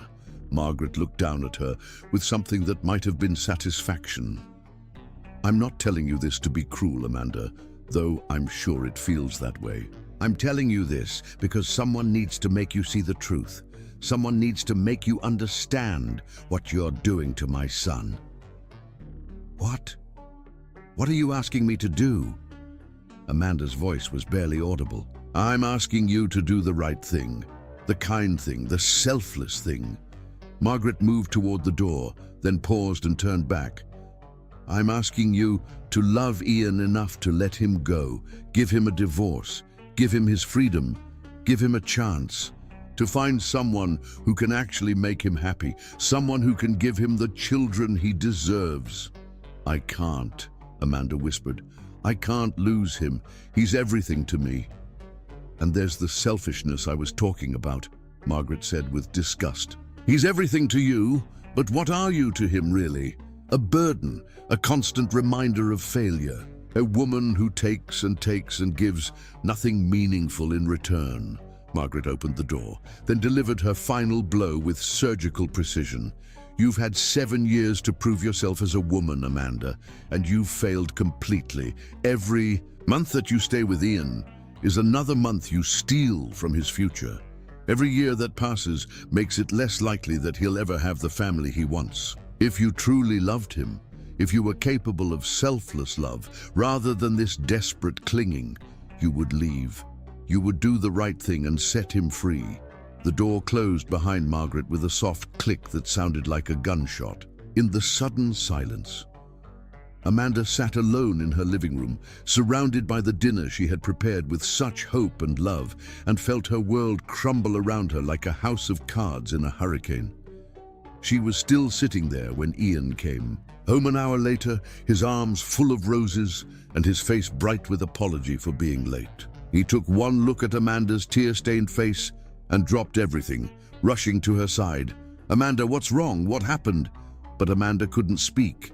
She could only collapse against Ian's chest and sob with a despair so profound it seemed to come from her very soul. Ian held her, rocking her gently, whispering words of comfort and love, but Amanda could barely hear him over the echo of Margaret's words in her mind. Defective, selfish, a burden, stealing his future. That night, as Ian slept beside her, Amanda stared at the ceiling and faced the terrible possibility that Margaret might be right. Maybe love wasn't enough. Maybe she really was being selfish by holding on to a man who deserved better than what she could give him. For the first time in their 8-year marriage, Amanda Jane Astley wondered if the most loving thing she could do would be to walk away from the only man she had ever loved, to set him free to find the happiness she couldn't provide. The thought was like a knife in her heart, but she couldn't shake the terrible feeling that it might also be the truth. Chapter 7. Love's Quiet Renaissance. The conversation that changed everything happened 3 days after Margaret's devastating visit, when Amanda finally found the courage to tell Ian what his mother had said. They were sitting in their kitchen, the anniversary dinner still untouched, in the refrigerator, when Amanda quietly recounted every cruel word, every calculated blow to her self-worth. Ian listened in absolute silence, his face growing paler with each revelation, until he looked like a man witnessing the destruction of everything he held sacred. When Amanda finished speaking, when she had shared every venomous word his mother had delivered, Ian was quiet for so long that Amanda began to wonder if he was considering whether Margaret might be right. Finally, Ian stood up and walked to their landline phone. His movements were deliberate, controlled, like a surgeon preparing for a delicate operation. Amanda watched, confused, as he dialed a number from memory. "Mother," Ian said, when Margaret answered, his voice so cold it could have frozen fire. "I'm calling to inform you that you are no longer welcome in our lives. You will not contact Amanda again. You will not contact me again. You are dead to us." Ian, what on earth? Margaret's voice was clearly audible through the phone, but Ian cut her off. You came into my home on my wedding anniversary and told my wife she was defective. You told the woman I love more than life itself that she was selfish and broken and stealing my future. You looked at the most beautiful, kind, compassionate person I have ever known and tried to convince her she was worthless. I was trying to help you see. You were trying to destroy my marriage. Ian interrupted, his voice shaking with rage. You were trying to break the woman I love because she doesn't fit your narrow definition of what a wife should be. Well, congratulations, Mother. You've made your choice, and now I'm making mine. Amanda watched in stunned silence as her husband systematically burned bridges with every member of his family. He called his father, his sister, his grandfather, his aunts and uncles and cousins. To each one, he delivered the same message. They had crossed a line that could never be uncrossed, and they were no longer part of his life. Ian, you don't have to do this, Amanda whispered when he finally hung up after the last call. They're your family. You can't just cut them all off because of me. Ian turned to her with eyes blazing with conviction. They stopped being my family the moment they decided you weren't worthy of basic human decency. Family doesn't tear each other down. Family doesn't try to destroy the people we love. Family doesn't make the woman I adore question her own worth. But they're all you've ever known? No, Ian said fiercely, taking Amanda's face in his hands. You are all I've ever needed. You are my family now. You are my everything. And I will not stand by and watch them poison the most precious thing in my life. That night, Ian held Amanda while she cried, not just for the pain she had endured, but for the family ties he had severed to protect her. She felt guilty for being the cause of such a dramatic rupture, but underneath the guilt was something else, relief. For the first time in years, she felt truly safe. The months that followed were like a slow awakening from a nightmare. Without the constant pressure and criticism from Ian's family, Amanda began to remember who she was before fertility. Struggles and cruel comments had defined her existence. Ian made a decision that initially worried Amanda. He left the prestigious family practice where he had worked since finishing his residency and took a position at a community health clinic that served underprivileged populations. The salary was lower, but they had savings from his previous job, and more importantly, Ian needed work that fed his soul rather than just their bank account. You'll make half the salary, Amanda protested when he first mentioned the idea. Your career. My career was chosen for me by people who valued prestige over purpose, Ian replied. I want to do work that matters, Amanda. I want to help people who really need it, not just wealthy patients who can afford the best care. I want to be the kind of doctor I dreamed of being before my family's expectations got in the way. The change was transformative for both of them. Ian came home energized by work that fed his soul rather than just his bank account. He told Amanda stories about patients who had no insurance but trusted him with their lives anyway, about children who smiled despite living in poverty, about communities that pulled together to support each other through hardship. You know what I realized today, Ian said one evening as they walked through the park near their apartment. It was spring and the world was coming alive again after a long winter.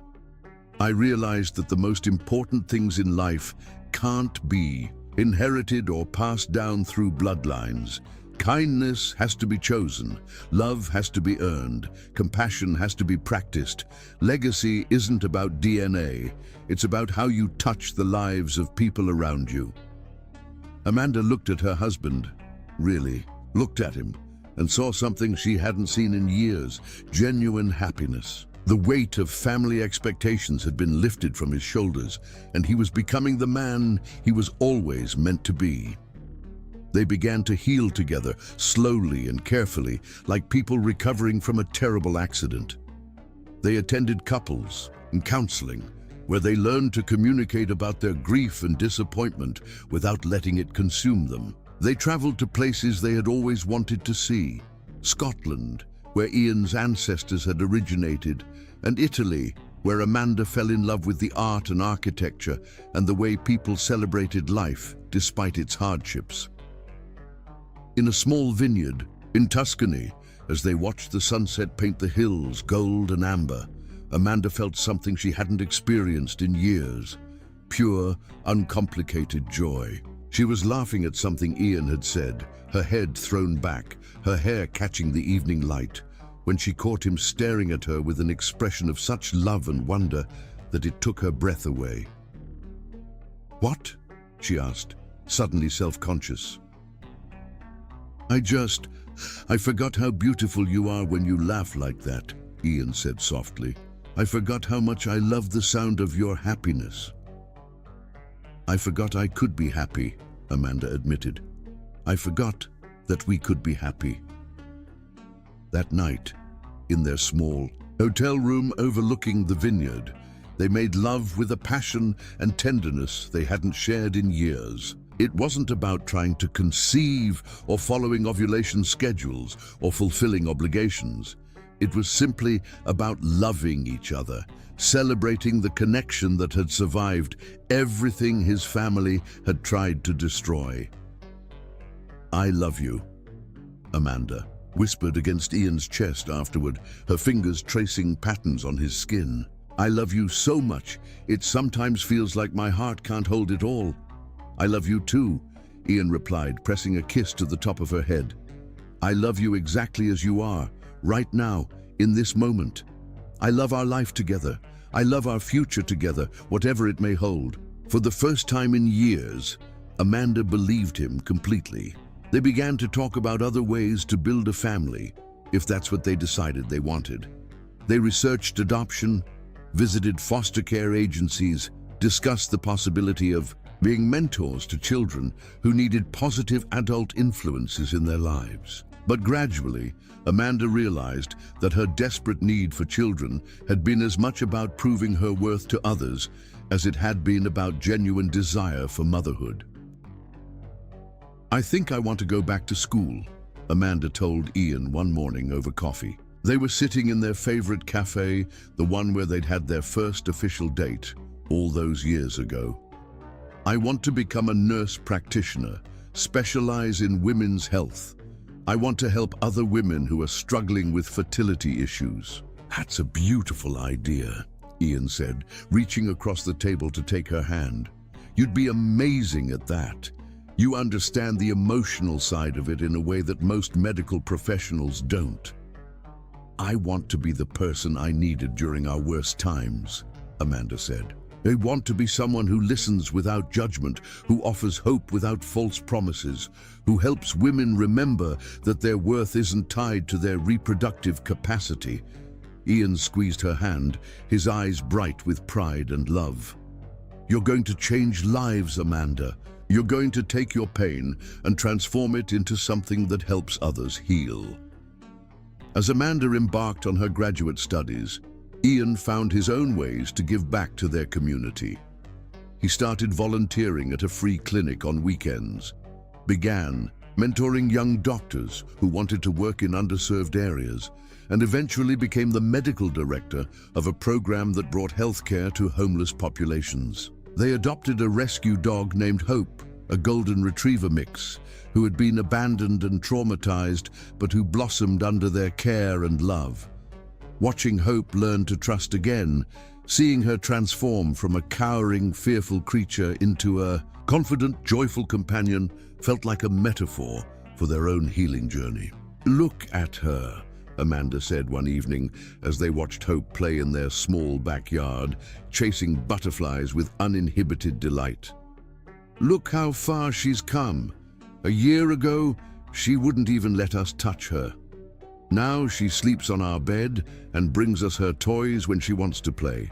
"Love is transformative," Ian observed, wrapping his arms around Amanda from behind. "When someone feels truly safe and valued, they can become who they were always meant to be." As their third anniversary without Ian's family approached, Amanda found herself reflecting on how much they had both changed. The desperate, broken woman who had sat in bathrooms crying over negative pregnancy tests was gone, replaced by someone stronger, more confident, more sure of her own worth.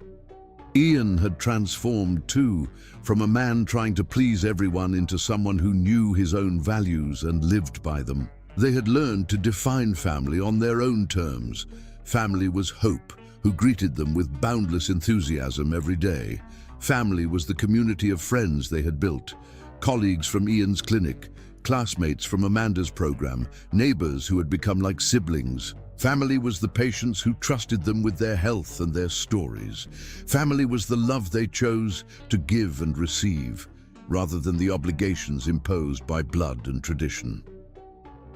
On a quiet Sunday morning in late fall, as they lay in bed reading together with Hope sprawled across their feet, Amanda felt a profound sense of contentment wash over her. She looked around their modest bedroom, at the framed photos of their travels, at the stack of medical journals on Ian's nightstand, at the sunrise streaming through their curtains, and realized that this was enough. This life they had built together, this love they had fought to preserve, this peace they had found in simply being themselves. It was more than enough. It was everything.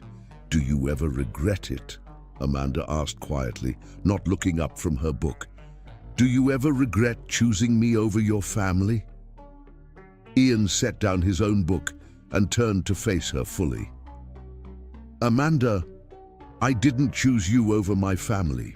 I chose love over hate. I chose kindness over cruelty. I chose the woman who makes me want to be better over people who made us both feel less than. I chose our future over their past. I just sometimes wonder what your life would have been like if you had married someone else. Someone who could have given you children, someone your family would have approved of. I know exactly what my life would have been like," Ian said without hesitation. "It would have been empty. It would have been a lie. It would have been everything I was supposed to want instead of everything I actually need." He reached over and took her hand, intertwining their fingers in the gesture that had become their silent language of love and support. "Amanda, you didn't fail to give me children. You gave me something much more precious. You gave me a love so deep and true that it survived the worst that life could throw at us. You gave me a partner who challenges me to be my best self. You gave me a reason to build a life based on my own values instead of other people's expectations. You gave me you, and that is the greatest gift I have ever received." As the morning sun filled their bedroom with golden light, Amanda finally understood what Ian had been trying to tell her all along. Love wasn't about meeting someone else's definition of perfection. Love wasn't about checking boxes or fulfilling roles or proving worth through productivity. Love was about choosing each other again and again through every storm. Love was about building something beautiful together even when the world tried to tear it down. Love was about becoming the people they were meant to be, not despite their struggles, but because of how they had faced them together. They were complete just as they were. They were enough. They were home. Chapter 8. Miracle in the Storm. Amanda was 29 years old when the miracle happened, though she didn't recognize it as such at first. She had just completed her nurse practitioner program and was working part-time at Ian's clinic when she fainted during a particularly busy afternoon. One moment she was reviewing a patient's chart, the next she was lying on the examination room floor, with Ian's worried face hovering above her and the taste of copper in her mouth. "I'm fine," she insisted, trying to sit up despite the way the room spun around her. "I just haven't been eating enough. Too much studying, not enough sleeping." But Ian, being both a doctor and a husband who knew her better than she knew herself, wasn't satisfied with that explanation. Amanda had been tired lately, more than the usual exhaustion that came with graduate school. She'd been nauseous in the mornings, attributing it to stress and too much coffee. Her breasts had been tender, but she'd assumed it was hormonal fluctuations, her body's cruel way of reminding her of what she couldn't have.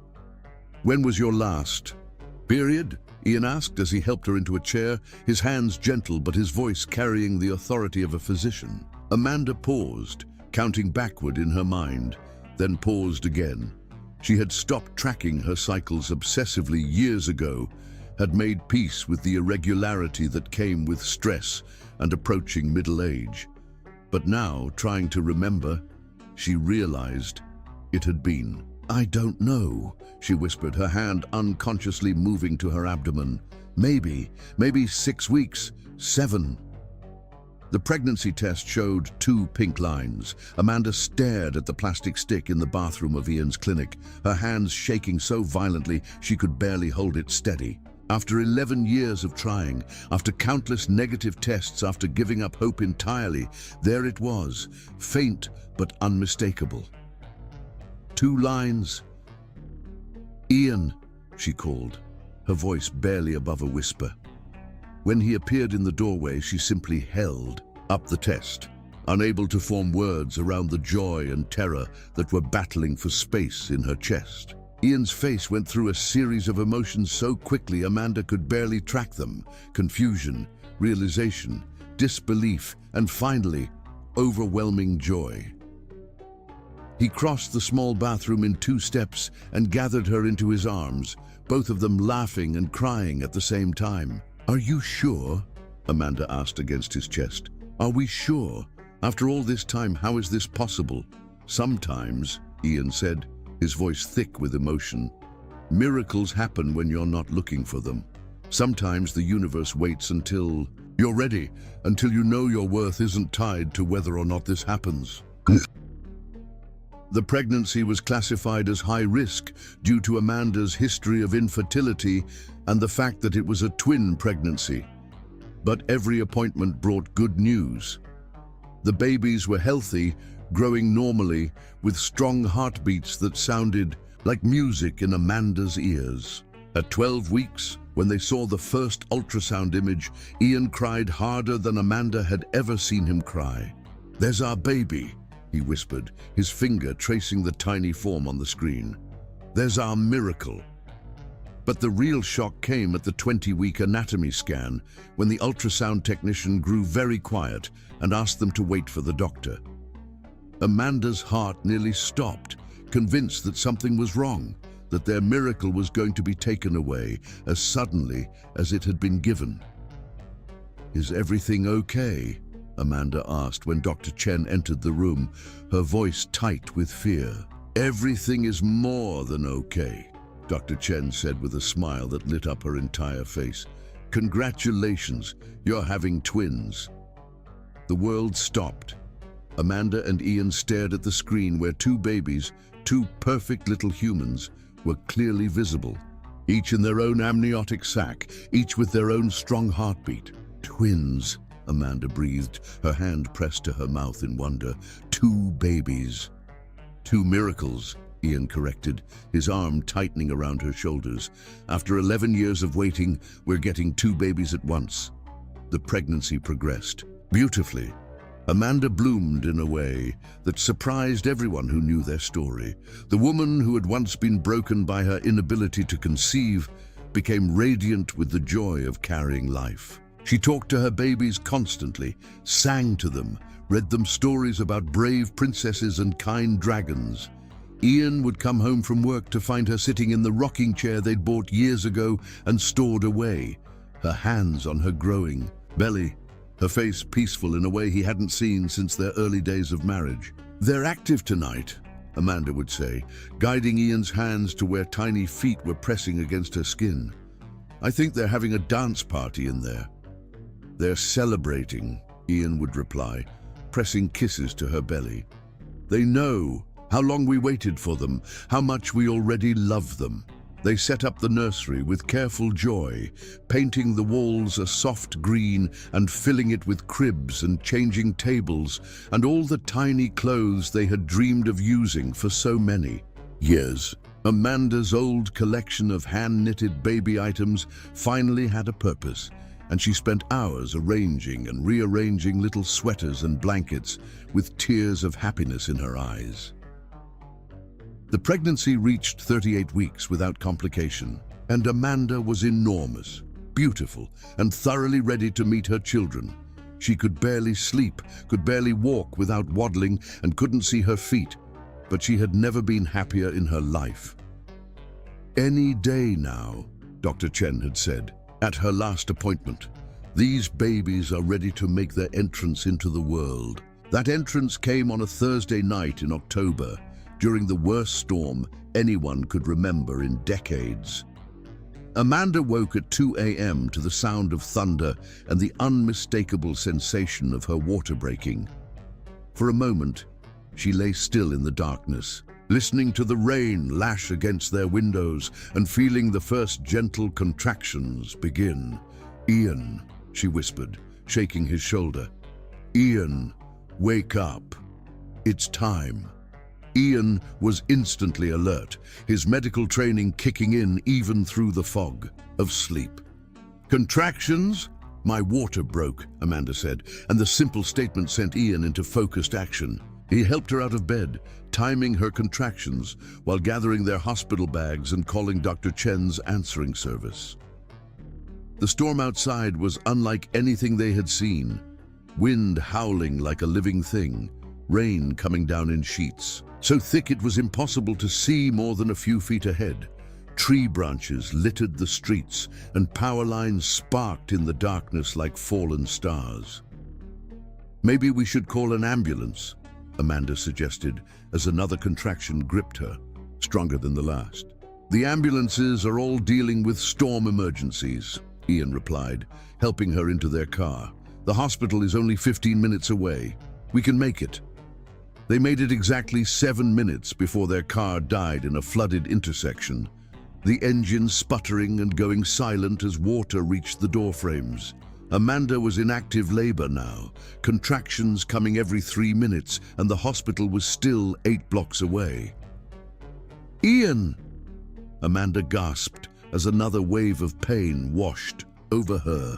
"I can't. The babies are coming. They're coming now." Ian looked at his wife, the woman he loved more than life itself, and made a decision that would define him for the rest of his life. Without hesitation, he got out of the car into the storm, came around to her side, and lifted her into his arms. "Hold on to me," he said, his voice steady despite the chaos around them. "Hold on to me and don't let go." What followed was a journey that felt both eternal and instantaneous. Ian carried Amanda through flooded streets, his shoes squelching in water up to his ankles, rain soaking them both to the skin. Amanda clung to his neck, breathing through contractions that were coming faster and harder with each passing minute. "You're doing so well," Ian whispered in her ear as he navigated around a fallen tree. "You're so strong, so brave. Our babies are lucky to have you as their mother." "I can't do this," Amanda sobbed against his shoulder as another contraction peaked. "Ian, I can't. It hurts so much." "Yes, you can," Ian said fiercely, shifting her weight in his arms and continuing forward through the storm. "You've survived everything else. You've survived infertility and cruel words and people who told you that you weren't enough. You can survive this. We can survive this together." Lightning illuminated their path as Ian carried his wife through the storm, both of them crying now.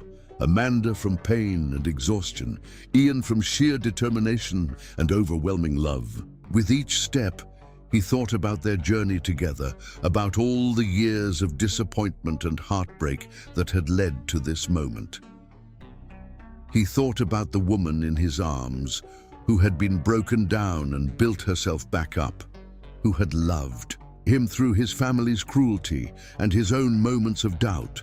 "There," Ian gasped as the hospital finally came into view, its emergency entrance glowing like a beacon through the storm. "There it is, sweetheart. We made it."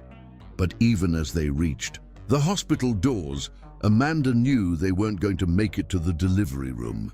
The pressure was overwhelming now, her body demanding that she push, that she bring these babies into the world, whether the timing was convenient or not. "Ian," she panted as he carried her through the automatic doors. "They're coming, right now. They're coming now." The emergency room was in chaos. Storm victims filled every bed. Nurses rushed between patients dealing with everything from heart attacks to electrical burns to trauma from falling debris. And in the middle of it all, soaking wet and desperate, Ian Astley carried his wife toward whatever help he could find. "I need help!" he called out to the room at large. "My wife is in labor with twins! She's crowning!" A young nurse rushed toward them, her face pale with exhaustion and stress. "Sir, our maternity ward is without power, and our on-call obstetrician was in a car accident trying to get here. We're completely overwhelmed." "Then I'll deliver them myself," Ian said, his voice cutting through the noise and chaos with absolute authority. "I'm a doctor. Get me a room, get me supplies, and get me some help."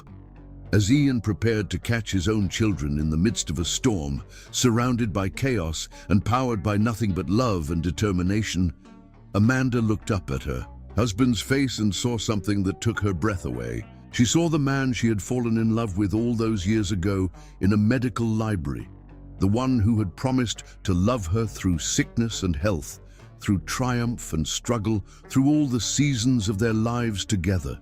She saw her hero, her protector, her everything, preparing to bring their miracles into the world with his own hands. And despite the pain, despite the storm, despite the chaos around them, Amanda Jane Astley had never felt safer in her life. Chapter 9. When love delivers its own. The emergency room had been hastily converted into a makeshift delivery room, with Ian working alongside two exhausted nurses to prepare for what was about to happen. The power flickered intermittently, emergency generators struggling to maintain electricity throughout the hospital while the storm raged outside with biblical fury. Amanda lay on a gurney that had been wheeled into the only available space, a supply closet that barely had room for all of them. "Amanda, look at me," Ian said, his voice steady despite the chaos surrounding them. He had washed his hands and put on surgical gloves with the practiced efficiency of someone who had delivered hundreds of babies, though never his own. "Look only at me. Forget everything else, the storm, the noise, the lights. It's just you and me and our babies." Amanda's eyes locked onto his, finding anchor in the love and confidence she saw there. Ian's face was calm, professional, but she could see the emotion burning beneath the surface. Joy, terror, wonder, and overwhelming love, all battling for space in his expression. "The first baby is crowning," announced Sarah, one of the nurses, assisting them. She was young, probably fresh out of nursing school, but her hands were steady and her voice was confident. "Doctor, are you ready?" Ian positioned himself between Amanda's legs, his heart hammering against his ribs as he saw the crown of their first child's head. After 11 years of waiting, after all the heartbreak and disappointment, after all the cruel words and devastating losses, their miracle was finally happening. "Okay, sweetheart," Ian said, his voice thick with emotion but steady with purpose. "With the next contraction, I need you to push. You're so close, Amanda, so close to meeting our baby." Amanda bore down with the next wave of pain, her face contorting with effort and determination. She had endured years of fertility treatments, months of high-risk pregnancy discomfort, and now she was going to bring her children into the world through sheer force of will. "That's it," Ian encouraged, his eyes never leaving her face even as he worked. "That's perfect, the head is out. One more push and we'll have shoulders."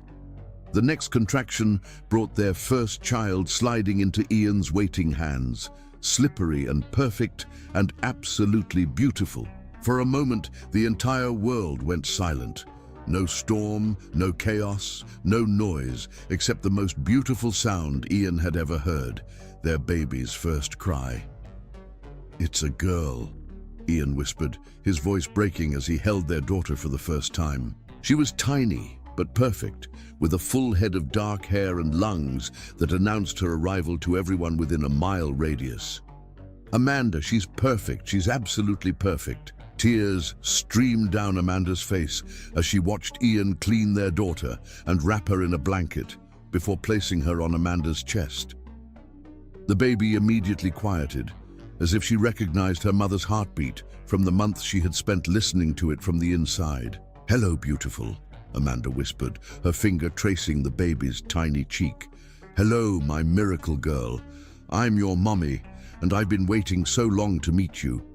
Ian had 3 minutes to absorb the wonder of holding his daughter before Amanda's. Face contorted with another contraction. "The second baby is coming," Sarah announced, checking the monitors. "Heartbeat is strong, position is good." Ian carefully handed their daughter to Maria, the second nurse who had appeared despite the chaos. Elsewhere in the hospital, then he returned to his position, preparing to catch their second miracle.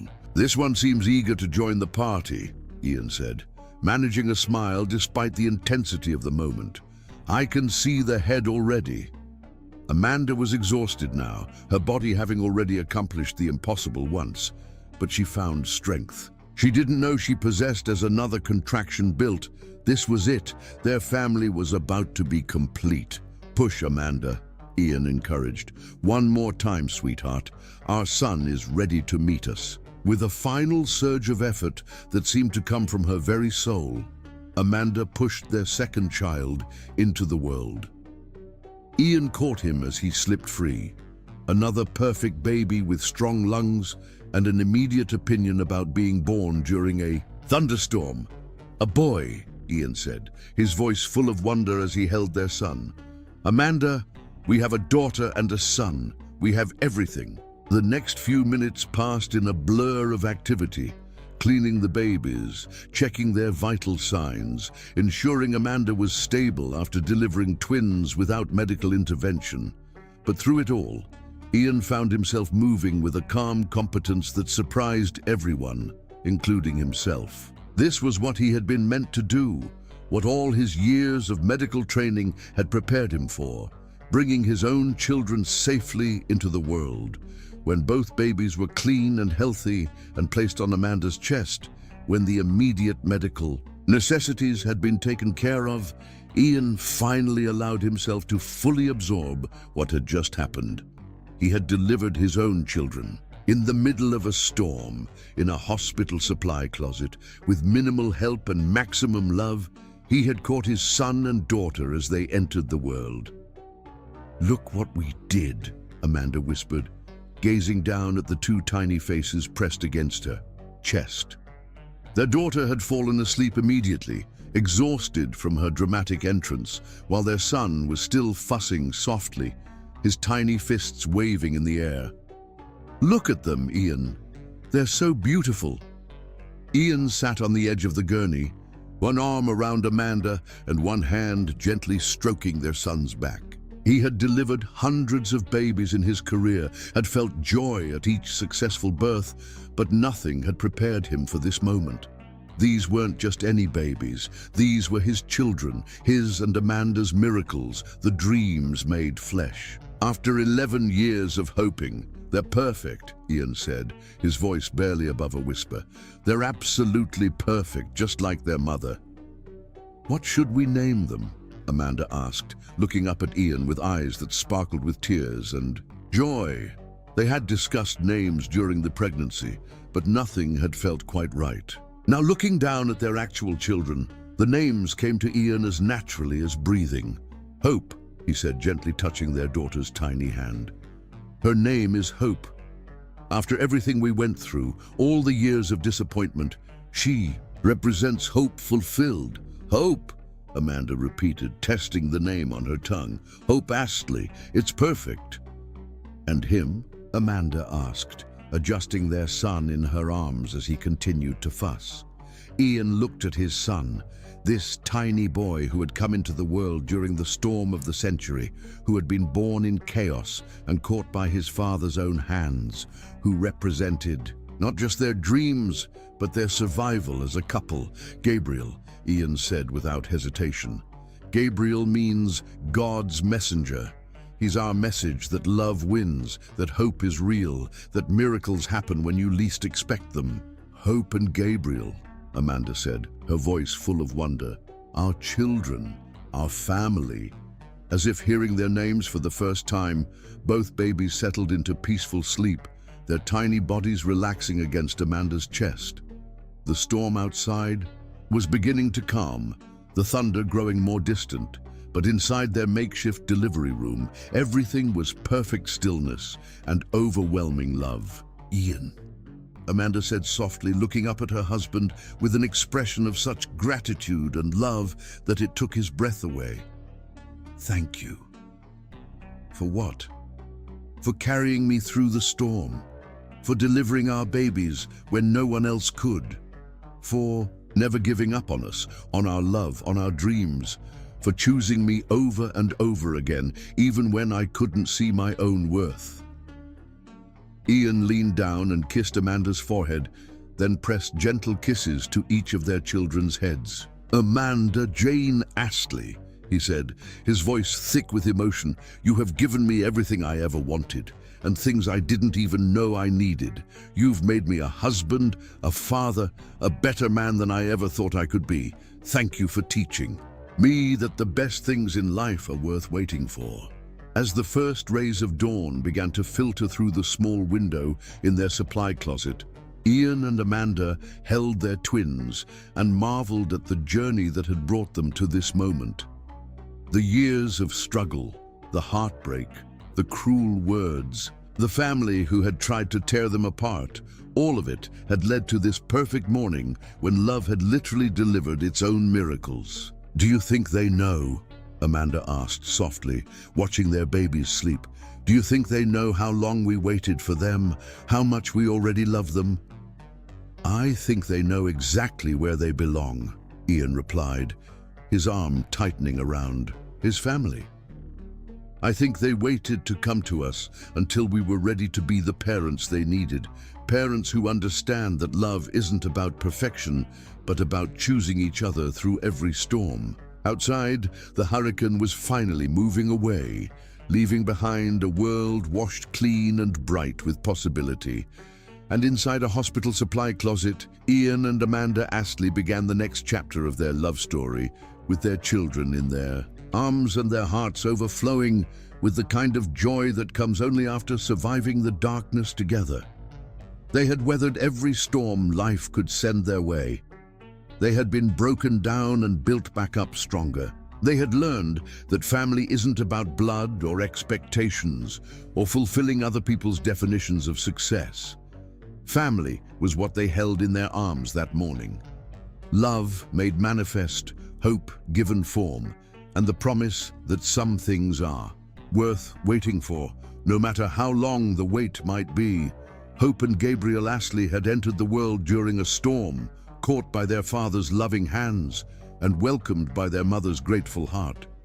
And as they slept peacefully in their parents' arms, they had no idea that they were the answer to prayers that had been whispered in bathroom floors, the fulfillment of dreams that had been deferred but never abandoned, the proof that sometimes, when you stop trying to force miracles to happen, they arrive exactly when they're supposed to. The storm was over. The waiting was done. Their family was complete. Chapter 10. Full Circle.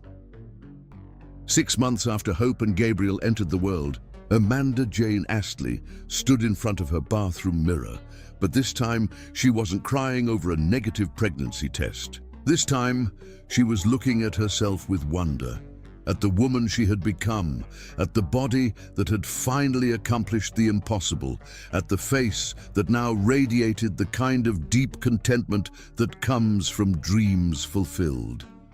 She could hear Ian in the nursery, singing softly to their babies as he changed Gabriel's diaper while Hope watched from her crib.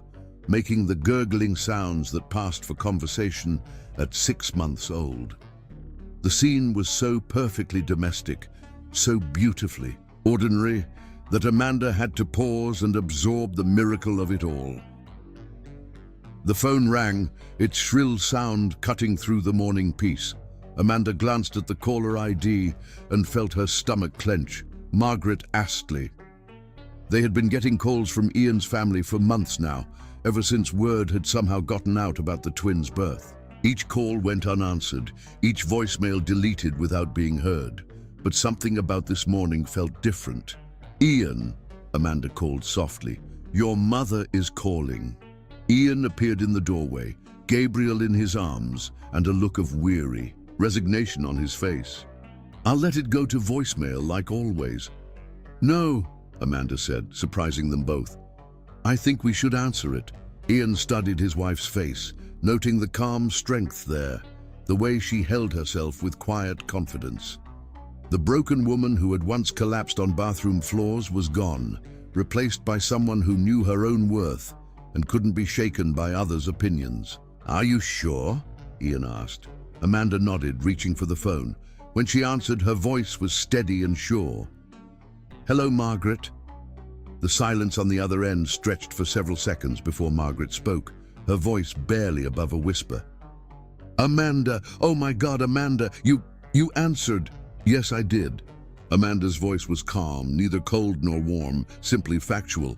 I don't know what to say. I've been calling for months, hoping, praying that you would give me a chance to..." Margaret's voice broke, and Amanda could hear tears. "Amanda, I need to apologize. I need to tell you how sorry I am for what I said, for what I did to you. I was cruel and wrong, and I've regretted every word for months." Amanda walked to the living room and sat down, Ian settling beside her with Gabriel, while Hope babbled contentedly from her bouncy seat. "What exactly are you sorry for, Margaret? For calling you defective, for telling you that you were failing as a woman, for suggesting that you should leave Ian, for making you feel worthless when you are anything but." Margaret's words came out in a rush, as if she had been rehearsing them for months.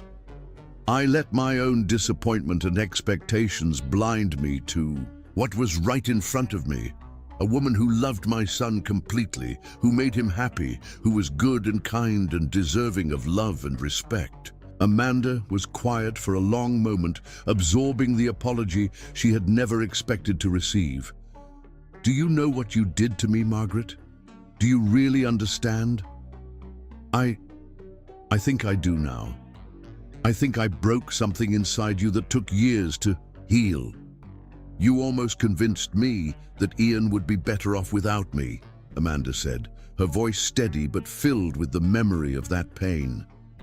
"You made me believe that love wasn't enough, that I was holding him back from happiness. You nearly destroyed my marriage because you couldn't see past your own narrow definition of what makes a woman valuable." "I know," Margaret whispered. "I know, and I will regret it for the rest of my life." Amanda looked at Ian, who was watching her with eyes full of love and admiration. She looked at their children, Hope, who had Ian's dark hair, and her own determined spirit, and Gabriel, who had her fair coloring and Ian's gentle nature. She looked around their modest apartment, filled with the beautiful chaos of new parenthood and the deep contentment of dreams fulfilled. "The thing is, Margaret," Amanda said finally, "you didn't destroy me. You tried to, but you failed. Because the foundation of my worth isn't built on your approval or your family's expectations. It's built on love, Ian's love, my love for him, and now our love for our children. Please," Margaret said, her voice breaking, "please give me a chance to make this right. Let me meet my grandchildren. Let me show you that I can be better, that I can love you the way you deserve to be loved." Amanda stood up and walked to the window, looking out at the world beyond their small apartment. Ian followed her, Gabriel still in his arms, and they stood together as a family while Amanda made a decision that would shape their future. "Here's what's going to happen," Amanda said, her voice firm but not unkind. You and Richard and Elizabeth and every other member of this family who participated in tearing me down are going to come here, to our home, and you're going to apologize, not just to me, but to Ian, for putting him in the position of having to choose between his wife and his family. You're going to acknowledge that what you did was wrong, that it was cruel, and that it will never happen again. Yes, Margaret said immediately. Yes, of course. And then, Amanda continued, you're going to meet Hope and Gabriel. You're going to hold them and love them and marvel at how perfect they are. But you're going to understand that they are not your second chance at controlling this family. They are not validation of your values or proof that your cruelty was justified. They are our children, and we will raise them with the values that matter to us. Kindness, acceptance, love, without conditions. I understand. Do you? Amanda's voice sharpened slightly. Because if you ever make either of my children feel like their worth is tied to meeting your expectations, if you ever suggest that love comes with conditions, if you ever treat them or anyone they love the way you treated me, you will never see them again. Do you understand that? I understand, Margaret said, her voice thick with tears. I understand. And I promise. I swear to you, Amanda, on everything I hold sacred, that I will never hurt you or your children the way I hurt you. After Amanda hung up, she and Ian stood in silence for several minutes. Hope had fallen asleep in her bouncy seat, her tiny fist curled against her cheek, while Gabriel dozed contentedly in Ian's arms. I'm proud of you, Ian said finally. The way you handled that, you were strong and clear and absolutely magnificent. I meant every word, Amanda said. They get one chance to prove they've changed, one chance to be part of our children's lives. But if they blow it, they'll never get another one, Ian finished, and I'll support whatever decision you make, completely and without question. Amanda leaned against Ian's side, feeling the solid warmth of him, the absolute certainty of his love and support. Do you know what I realized while I was talking to her? What? I realized that I'm not angry anymore. I'm not hurt or broken or diminished by what they did to me. I'm grateful. Ian looked at her with surprise. Grateful? Grateful because their cruelty forced us to build something stronger. It made us choose each other more deliberately, love each other more fiercely. It taught us that family isn't about blood or tradition. It's about people who see your worth and celebrate it, who support your dreams and help you heal when you're broken. Amanda walked over to Hope's bouncy seat and gently lifted their sleeping daughter, cradling her against her chest. They almost convinced me to leave you, she whispered. Can you imagine? We almost missed all of this because I thought I wasn't enough. But you didn't leave, Ian said, shifting Gabriel to one arm so he could put the other around Amanda. You stayed, and you fought, and you healed, and you became even more amazing than you already were. We both did, Amanda corrected. We both became who we were meant to be. That afternoon, Ian's family arrived as a group, Margaret and Richard, Elizabeth, even grandfather Albert in his wheelchair, all of them looking nervous and contrite and utterly out of place in the modest apartment they had once looked down upon. Amanda watched them file in, these people who had tried to destroy her, and felt nothing but calm strength. She was wearing a simple sundress, her hair pulled back in a ponytail, no makeup, completely comfortable in her own skin. Hope was in her arms, wide awake and curious about the strangers, while Gabriel slept peacefully in his car seat. Thank you for seeing us, Margaret said, her voice trembling with emotion. Thank you for giving us this chance. Before you meet your grandchildren, Amanda said calmly, I need to hear each of you acknowledge what you did wrong and commit to never doing it again. What followed was a series of apologies, some more sincere than others, but all acknowledging the cruelty that had been inflicted and promising to do better. Elizabeth cried when she apologized for the dinner with Sarah Wellington.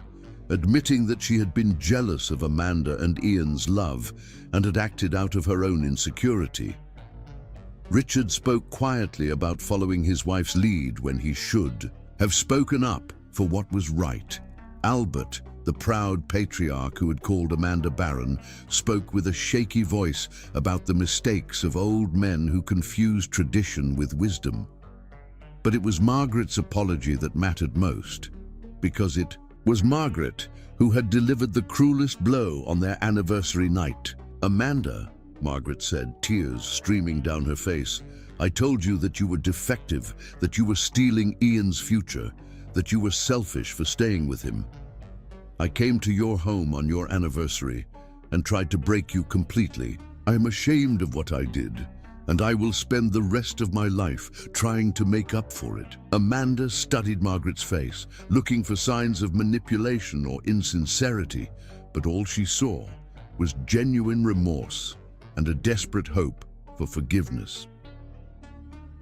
"I forgive you," Amanda said simply, and the words surprised everyone in the room, including herself. "I forgive all of you, not because you deserve it, but because I deserve to be free from the anger and hurt you caused me."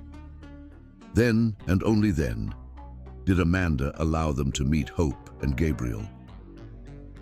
Watching Margaret hold Hope for the first time, seeing the way the older woman's face crumpled with emotion as she looked at her granddaughter, Amanda felt the last piece of her healing fall into place. These people had once made her feel worthless, but now she could see them clearly, flawed humans who had made terrible mistakes, but who were capable of love and growth. "She's beautiful," Margaret whispered, her finger tracing Hope's tiny cheek. "She's absolutely perfect." "Yes, she is," Amanda agreed. "They both are, just like their father said they would be, all those years ago when he promised me that our children would be perfect no matter when they came to us." Ian squeezed Amanda's hand, remembering those dark days when such promises had seemed like impossible dreams. As the afternoon wore on, Amanda watched Ian's family interact with their children and felt a complex mix of emotions. There was satisfaction in seeing people who had dismissed her now marveling at the children she had produced. There was relief in finally having some peace with Ian's biological family. But mostly, there was a deep sense of completion. Not because the family had accepted her, but because she no longer needed their acceptance to know her own worth. Later that evening, after everyone had gone home and the twins were sleeping peacefully, Ian and Amanda sat on their small balcony looking out at the city lights. "How do you feel?" Ian asked, his arm around Amanda's shoulders. "Complete," Amanda said without hesitation. "Not because your family finally apologized or because we have children now, but because I know who I am. I know that I'm a good wife, a good mother, a good person. Regardless of what anyone else thinks, I know that our love is strong enough to survive anything. I know that we built something beautiful together, something that can't be torn down by outside forces." Ian turned to face her fully, his hands framing her face the way he had on their wedding day. "Amanda Jane Astley, you are the strongest, most beautiful, most incredible woman I have ever known. You have given me everything, your love, your forgiveness, your strength, our children, our life together. I'm the luckiest man alive because I get to love you. And I am the luckiest woman alive because you never stopped believing in us," Amanda replied, her eyes shining with tears of joy rather than sorrow. "You carried me through every storm, literally and figuratively. You chose me over everyone and everything else. You loved me when I couldn't love myself." As they sat together in the peaceful evening air, Amanda thought about the journey that had brought them to this moment. The medical library where they had first met, when Ian had told her that the heart wasn't meant to be understood, but felt. The years of fertility struggles that had nearly broken her, the cruel words and devastating moments that had tested their love. The night of the storm when Ian had carried her through flooded streets to bring their children into the world. Every moment of pain had led to this perfect peace. Every tear had watered the ground where their happiness now grew. Every test of their love had only proven that some bonds are unbreakable. "Do you know what I want to tell Hope and Gabriel when they're old enough to understand?" Amanda asked. "What?" "I want to tell them that they were worth waiting for, that every year we waited, every disappointment we faced, every cruel word we endured, all of it was worth it because it brought us to them. I want them to know that the best things in life don't come easy, but they do come to those who don't." "Give up on love," Ian kissed her then, soft and sweet and full of the promise of all the years stretching ahead of them. "They'll know," he said against her lips. "They'll know, because they'll see it every day in the way we love each other, in the way we love them, in the family we've built together." Inside their apartment, Hope and Gabriel slept peacefully in their cribs, dreaming whatever dreams 6-month-old babies dream. They had no idea that they were the answer to prayers whispered in desperation, the fulfillment of dreams deferred but never abandoned, the proof that love really can conquer all. But they would know, because their parents would. Tell them every day in words and actions, "You are loved, you are wanted, you are enough. You are perfect exactly as you are." And in telling their children these truths, Ian and Amanda would continue to heal the wounds that had once nearly destroyed them. They would continue to choose love over fear, hope over despair, each other over everyone and everything else. Their love story had begun in a medical library with a broken woman and a man who saw her worth when she couldn't see it herself. It had survived infertility and family cruelty and years of heartbreak. It had weathered storms, both literal and metaphorical. And now, as they sat together in the quiet evening air, with their children sleeping safely inside, Ian and Amanda Astley knew with absolute certainty that their love would survive anything else life might bring their way. Because the best love stories don't end with happily ever after. They end with happily ever after, no matter what. And theirs was the very best kind of love story there was.